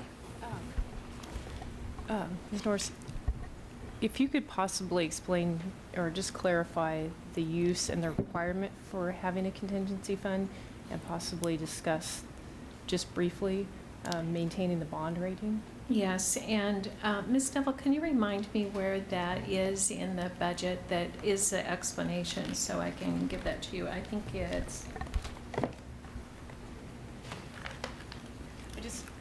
I just don't want there to be a I'm not sure exactly what you're looking for. We have the bond debt in the debt summary and the debt service page, but that doesn't talk about our bond rating. No, just an explanation of the need to maintain a certain contingency and... Yeah. All right, under state budget law, is that what you're asking? How contingencies can be used? Correct. So Yeah. just so there's not a misunderstanding that we can just start using that, or that we should start That's using right. that. It needs to be, it has to be for something that's unanticipated, that's something that would come up during the next year. We have appropriated money, and so we would be able to do it, but it has to be an unusual circumstance. And that's not the exact state law wording, I'm sorry. And Ms. Neville, maybe you can talk about that. It's really for emergency purposes. If there is tornadoes, floods, earthquakes, and we don't plan for those in our appropriation, in our active appropriation, so that's what the contingency account is for. And then we have to go to council, and they have to know about it and approve it before we can even transfer that money into an operating account. Okay. Any further? Yes, Mayor. John. Mayor has a question. Thank you, Mr. Wales. I wanted to know, in the parking fund and in the downtown improvement district fund, the economic improvement district funds, I see that we're budgeting $100,000 from the parking fund for contracted services for downtown, and it says to be identified. Are those the services that we would be purchasing from an organization that manages the marketing of downtown? Historically, that's what that That's 100,000 right. has been used for. But yeah. we don't have a decision yet at this point about what we're doing with that. Is that correct? Mr. Wells can respond to that. Yeah. We anticipate that the Salem Partnership, which manages the EID, will be requesting that money. We've just executed a contract for the balance of this year for those funds. But as far as next year's allocation, we would be going through we would be deciding what those services would be and how best to contract those. Okay. But that's So what the next year, intent is it may for. be that the city would use those funds for those same services, or we might contract out to different providers. Okay. And then my follow-up question has to do with the organization that is managing the Economic Improvement District funds at this point. Correct me if I'm wrong, but I've not seen any report from that organization, and we're into April of 2012. And I remember in past years that the Go Downtown did regularly provide a report to the city manager, probably to yourself, that was shared with council and the community. I've not seen a word about the activities, what they're doing, how they're doing it, what their plan is. It's non-existent to, myself and most people who are looking for what's going on downtown. Yes, and there is a requirement in their contract to do that. And maybe, Cherie, you can explain when that's going to happen. Good evening, Cherie Wargren, Downtown Revitalization Manager. As you know, the EID process just happened at the beginning of this year. So Salem Downtown Partnership, as Mr. Wells just said, just received their agreement for the parking tax dollars for this year and is in the process of gearing up. They're out recruiting for their staff. They basically have been in a transition from not being in existence to being into existence. The agreement that we have with them very much stipulates that they have to give quarterly reports, but not between them just becoming in existence and becoming the EID administrator next fiscal year. So they will be going out doing the survey that we talked about, checking in with the property owners, checking in with the businesses, putting together a budget for next year based on the results of that survey, and it will be coming to you. So that's a very good question. I appreciate that. Oh, just a follow-up question. I'm not referring to a survey that, when did the Downtown Partnership receive a disbursement of funds? Salem Downtown Partnership was just selected as the new EID administrator at the end of 2011. So they basically, it took about 45 to 60 days for us to put together the agreement for them, and they only have had one draw against that. And again, they're right now in the process of recruiting their executive director and setting themselves up as a business. They've now located a space to have an office in. So they're they haven't had any capacity or any staff to really be implementing the budget that they put in response to the RFP that we put out to select the EID administrator. They're brand new. Thank you. Mm-hmm. Member Nanki. Thank you, Mr. Chair. In that light, I'm assuming we knew as part of the RFP process and the submittal that we received that there would be, after identifying the EID administrator, how long it would be before anything would actually happen. We knew that there was no functional organization at that point. What is that time lag before they will actually be able to do something?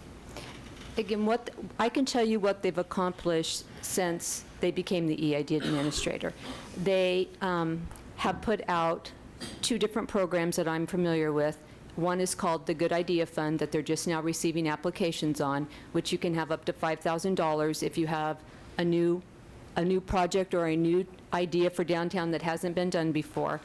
And another one that they have put out that's been marketed in the community is one to try to give monies to property owners and businesses that do not have electrical outlets on the outside of their building or water spigots, because they're trying to build the infrastructure to be able to have more holiday lights. And as you know, we don't have the capacity in certain buildings to have the plug-ins for the holiday lights, and so without that, they're building the infrastructure. Same with the water spigots, and I know that I've received a toolbox grant to try to make the matchup for the water spigot so that they can keep the sidewalks clean. And they've also ordered all of the flower baskets that will be going up May. So again, I've been attending their monthly board meetings and have been keeping apprised of the activities that they're doing, but it's slower because they actually don't have any staff, and right now they have a goal of hiring the staff before the end of May, and so then they'll be able to communicate with you better. My recollection with Go downtown Salem is it took them 3 to 4 months as well to get their board organized and their projects going, and before they started actually having activities. I was just looking for clarification on that. Yes. A follow-up question, just in regards to the length of that contract term? Yes. The agreement for the EID is for 3 years. That's the term of when that tax assessment is received by the city. So, Okay, any further questions? Does anyone have any motions? Any discussion? Okay. Chicken. We'll move on then to, I'm going, without objection, I'd like to go to state revenue sharing public hearing.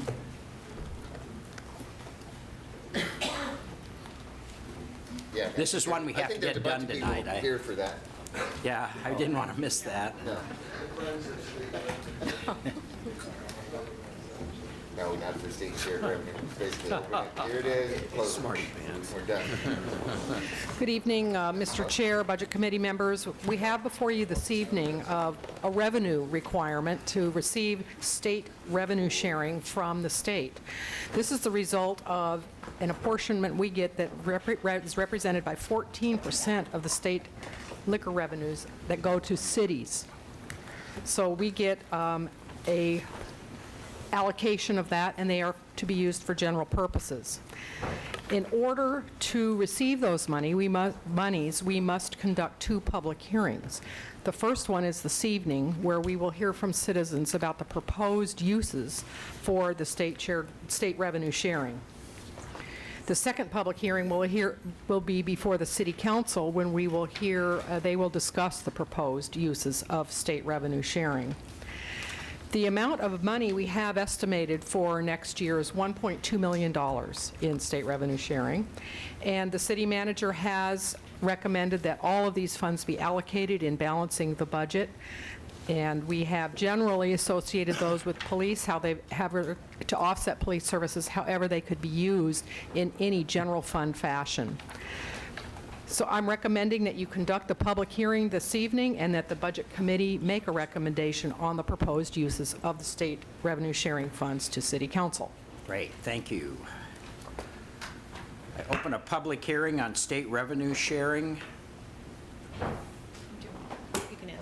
Does anyone want to testify at this public hearing? Do we need to have it formally announced, or? I think that was it. Okay. Okay.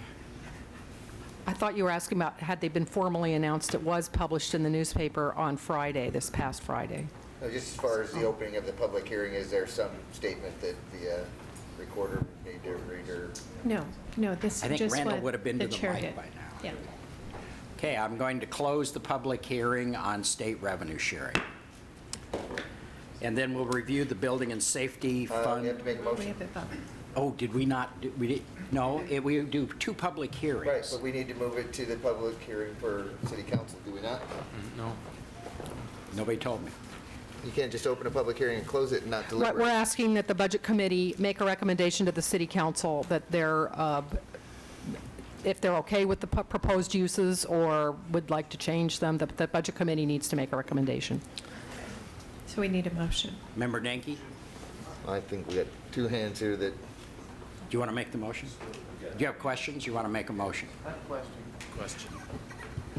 The agenda said information only I know. on the state revenue sharing, and now we're being asked to make a motion.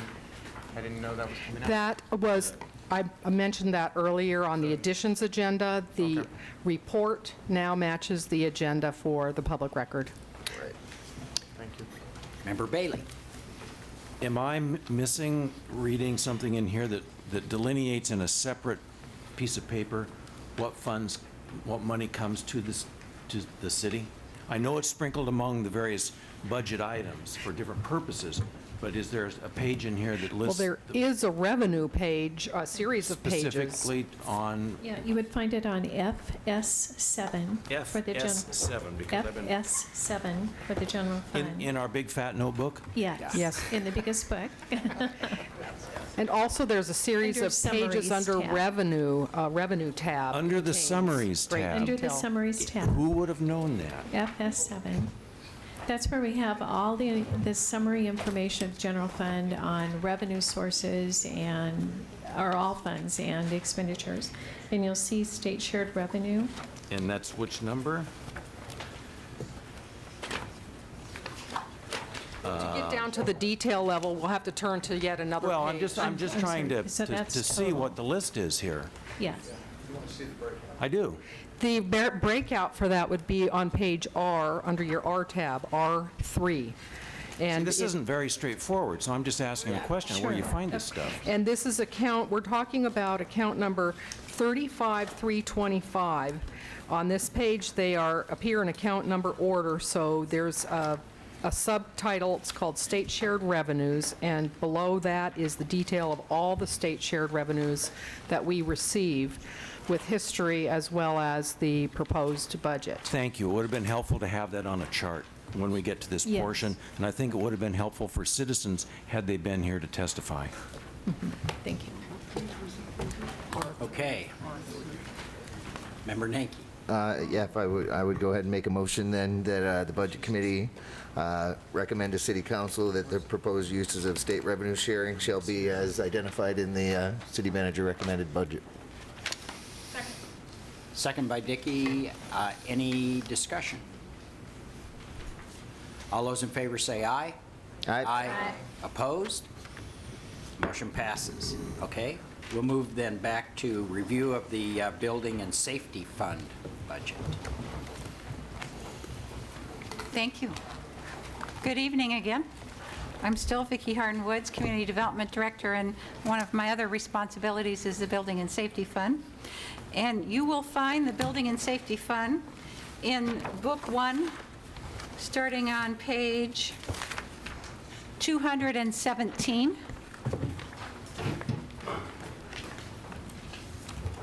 The Building and Safety Fund is funded through an enterprise fund primarily reliant on building permit fees. The division serves as the central location for all city licensing and applications. Next year's overall operating budget is reduced by 2% from this current year. Staffing levels have changed from 18.5 FTE to 19 FTEs. Revenue for the division is reflected on page 217 in your budget. 88% of the revenue for the division comes from building permit fees. Other revenue sources include a payment from the parking fund to support the sale of parking permits and other incidental fees. This slide shows expected revenues as compared to operating expenses. In 12-13, we're showing $1.9 million in revenue as compared to $3.2 million in expenses. In light of this unsustainable situation, the division will propose a fee increase for council approval in May. This next year's budget revenue does not include this increase, but this chart does show it under the proposed with fee increases, and it's a $370,000 revenue increase that we are expecting. We're proud of the reputation we have in delivering good service to the building community. Unfortunately, that doesn't assure us that we have sufficient revenue to keep up with our desired levels of services. Building permitting peaked in 04-05 with the issuance of over 1,700 permits. Permit activity fell over the next several years to just over 1,100 permits annually. It has remained at about that level since 08-09. Fee revenue, however, is based on a state-mandated methodology which relies on the value of the building to determine the fee. It is unrelated to the amount of work it takes to review the plans, issue the permit, and perform inspections. This chart compares a very volatile valuation of buildings for which permits are issued to the actual number of permits. As you can see, the valuations fell dramatically in 08-09 and then peaked again in 09-10 and 10-11. These peaks were the result of several large state projects which helped to carry us through the early years of the recession. But this year, we have seen a dramatic decline in the valuations. This places us in the position of having more work to do than revenue to support the work. Back in 07-08, the division took decisive steps to reduce costs. Since 07-08, staffing has been reduced from 32 full-time equivalent employees to 19. We have closely been monitoring workloads to assure that we continue to be staffed at just the right level to provide the expected level of service to our customers. And we don't expect large improvements in valuation in the near future, and we are expecting the number of permits to continue at about the current level. With that, we will continue to have more work to do than the revenue can support. The solution to this problem is to further reduce our staffing and thus our service levels or raise new revenues. After meeting with our stakeholders, we determined the best approach is to raise our fees. If the proposed fee increase is approved by council, we can keep our current service levels for the next fiscal year. We believe that service level is a critical support system in a recovering economy. During the next year, we will be analyzing each of our programs and working with our stakeholders to determine long-term solutions to the revenue issues.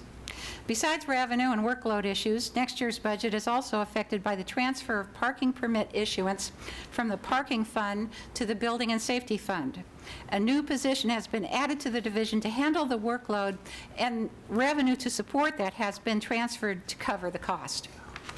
To save costs, a project coordinator position has been eliminated, and a staff assistant position has been increased to full-time. Finally, over the course of the next fiscal year, the division should complete the IAS Building Department accreditation process and become the first city in Oregon to achieve this high standard. The accreditation process has already yielded several improvements to our service, and more are yet to come. These improvements and the accreditation that comes with them will secure our reputation as delivering great service. I can't thank the employees who've worked under stressful conditions every day hard to deliver great and fast service. And I also want to especially recognize and thank our local stakeholders who have partnered with us to determine what they need and how we can best deliver services so we can all be in the position to assist in the economic recovery. That concludes the presentation on the Building and Safety Fund. Thank you. Are there any members of the public that would like to just testify on building and safety? Some questions. Yes.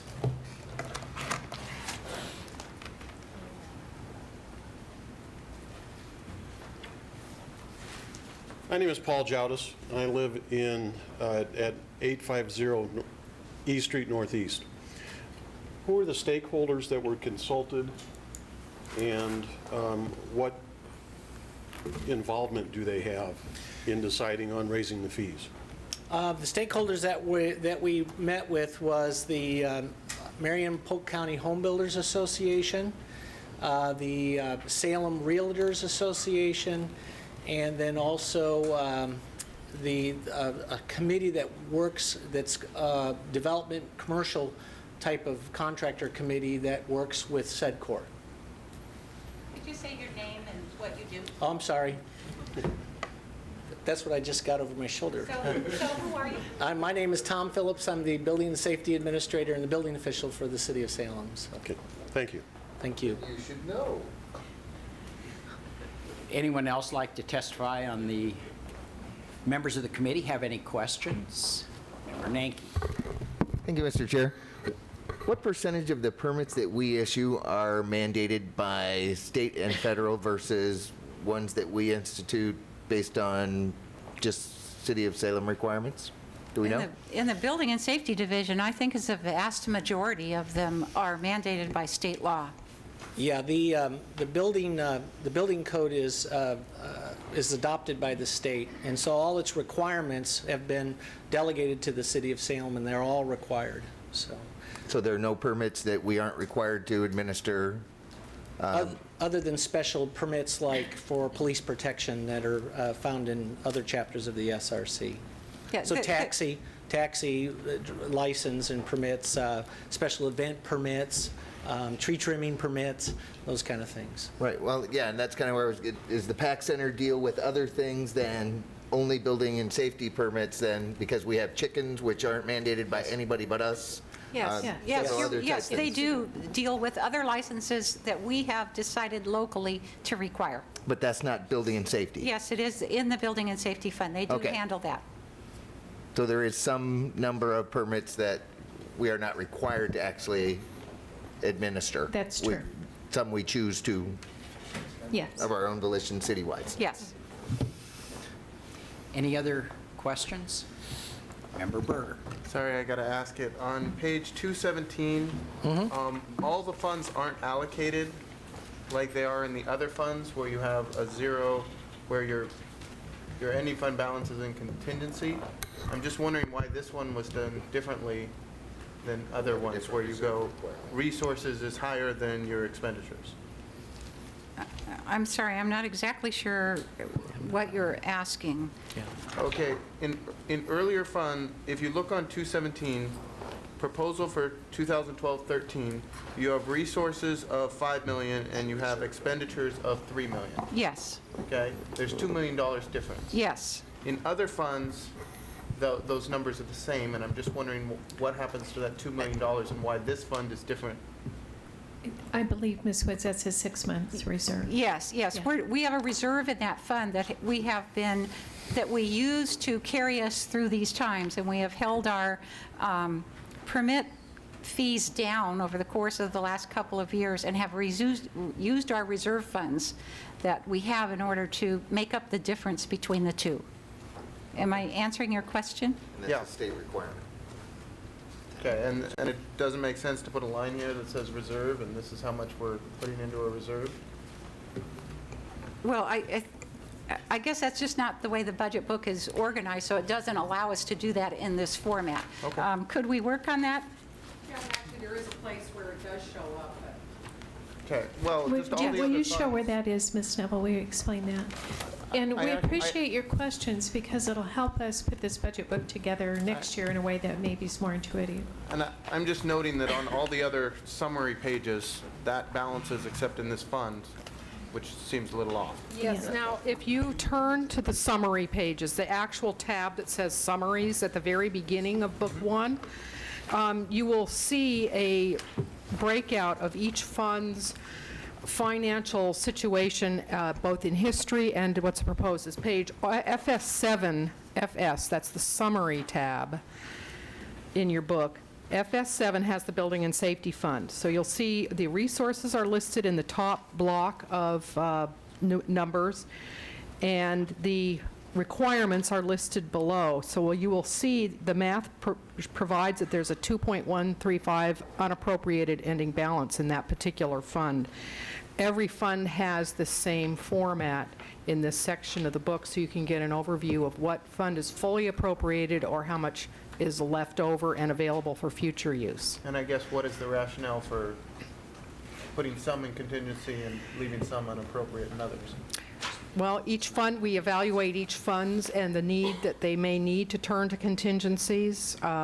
There is, in this case, in the case of Building and Safety Fund, we've determined that we want to have the 6-month reserve, and we keep it, Vicki's saying she can talk about Building and Safety, but each fund, we evaluate it differently. Okay, this isn't a building and safety specific question, it is a more general question about how this Sure. is decided.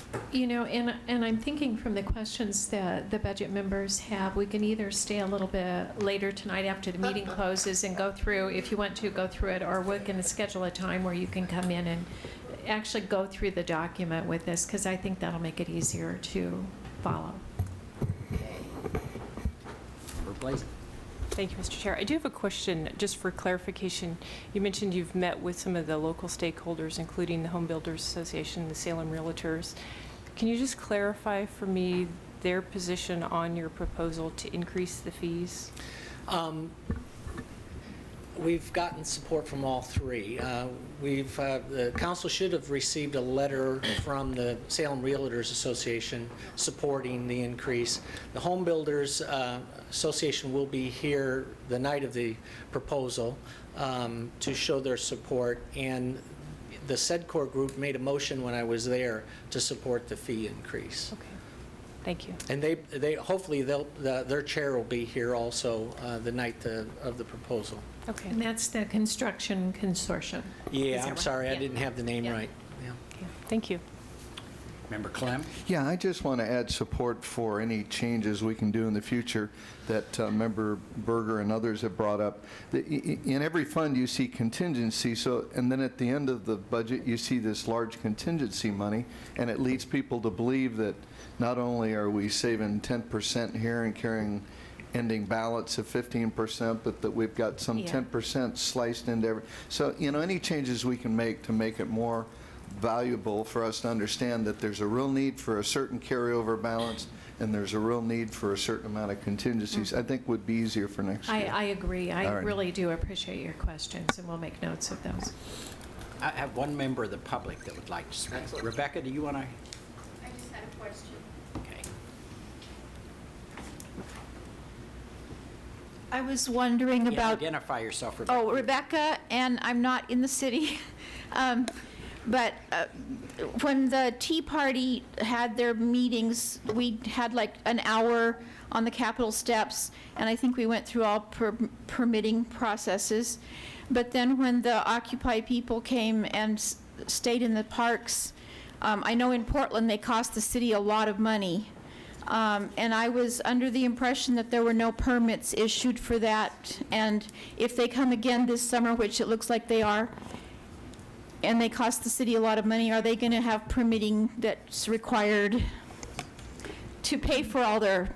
I'll just answer real quickly because that's not part of this discussion. But they were located at a state park, and they have different requirements than the city does about permitting in the parks, and the state police were working with them. I don't believe we spent much of any overtime. I'm sorry, the police chief's not here now. Okay, any further questions? Okay, thank you very much.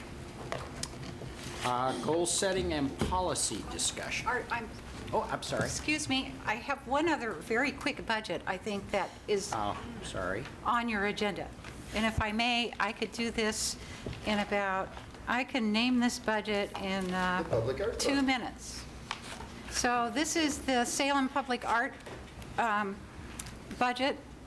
The Public Art Ordinance was established, and the Arts Commission was established in 2009, and the Public Art Fund, this fund, was established last year. The purpose of the fund is to provide a resource for the purchase and maintenance of the City of Salem Public Art Collection. The source of these funds is derived from the dedication of 0.5% of the total eligible costs of public improvement projects.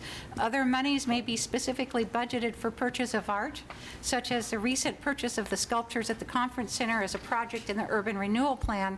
Those funds are not reflected in this budget, but rather are found in the funds from which they are generated. So far, only one project has generated 0.5% art fund resource, the Teen Library.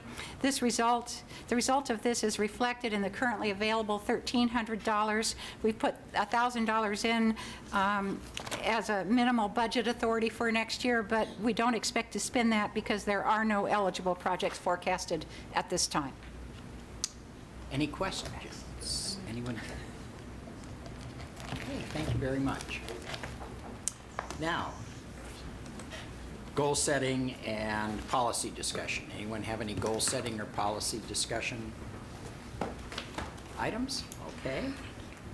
Is there any public testimony for other budget issues? Okay. Is there something else? Oh, yes. I did want to, under other business, be sure to announce that the Budget Committee meets again Wednesday, April 18th at 6 p.m. here in the council chambers. We'll be covering the City Services Fund, Economic Improvement District Fund, General Debt Fund, Trust Funds, Willamette Valley Communications Center Fund, Police Regional Records Fund, Cultural and Tourism Fund, and the Self-Insurance Fund. Woo. Any other business? Yes, Member Nick. Thank you, Mr. Chair. And I know we leave these books here. I'm wondering if staff may comment on the fact that in some of our materials we get replacement pages and how staff would like us to deal with them, whether we leave that portion with our books. Because otherwise they have to go look to every page to find out if you actually put your thing there. so that the books are accurate when we look at them next I meeting? think if you could, and you're welcome to take the books with you. And Oh. that might be helpful to you as you think about next week. But if you'll just leave Go the online. loose pages there, and if you've already put them in your book, it's easy for us to tell that. That's fine. Okay, without objection then, the Budget Committee's adjourned.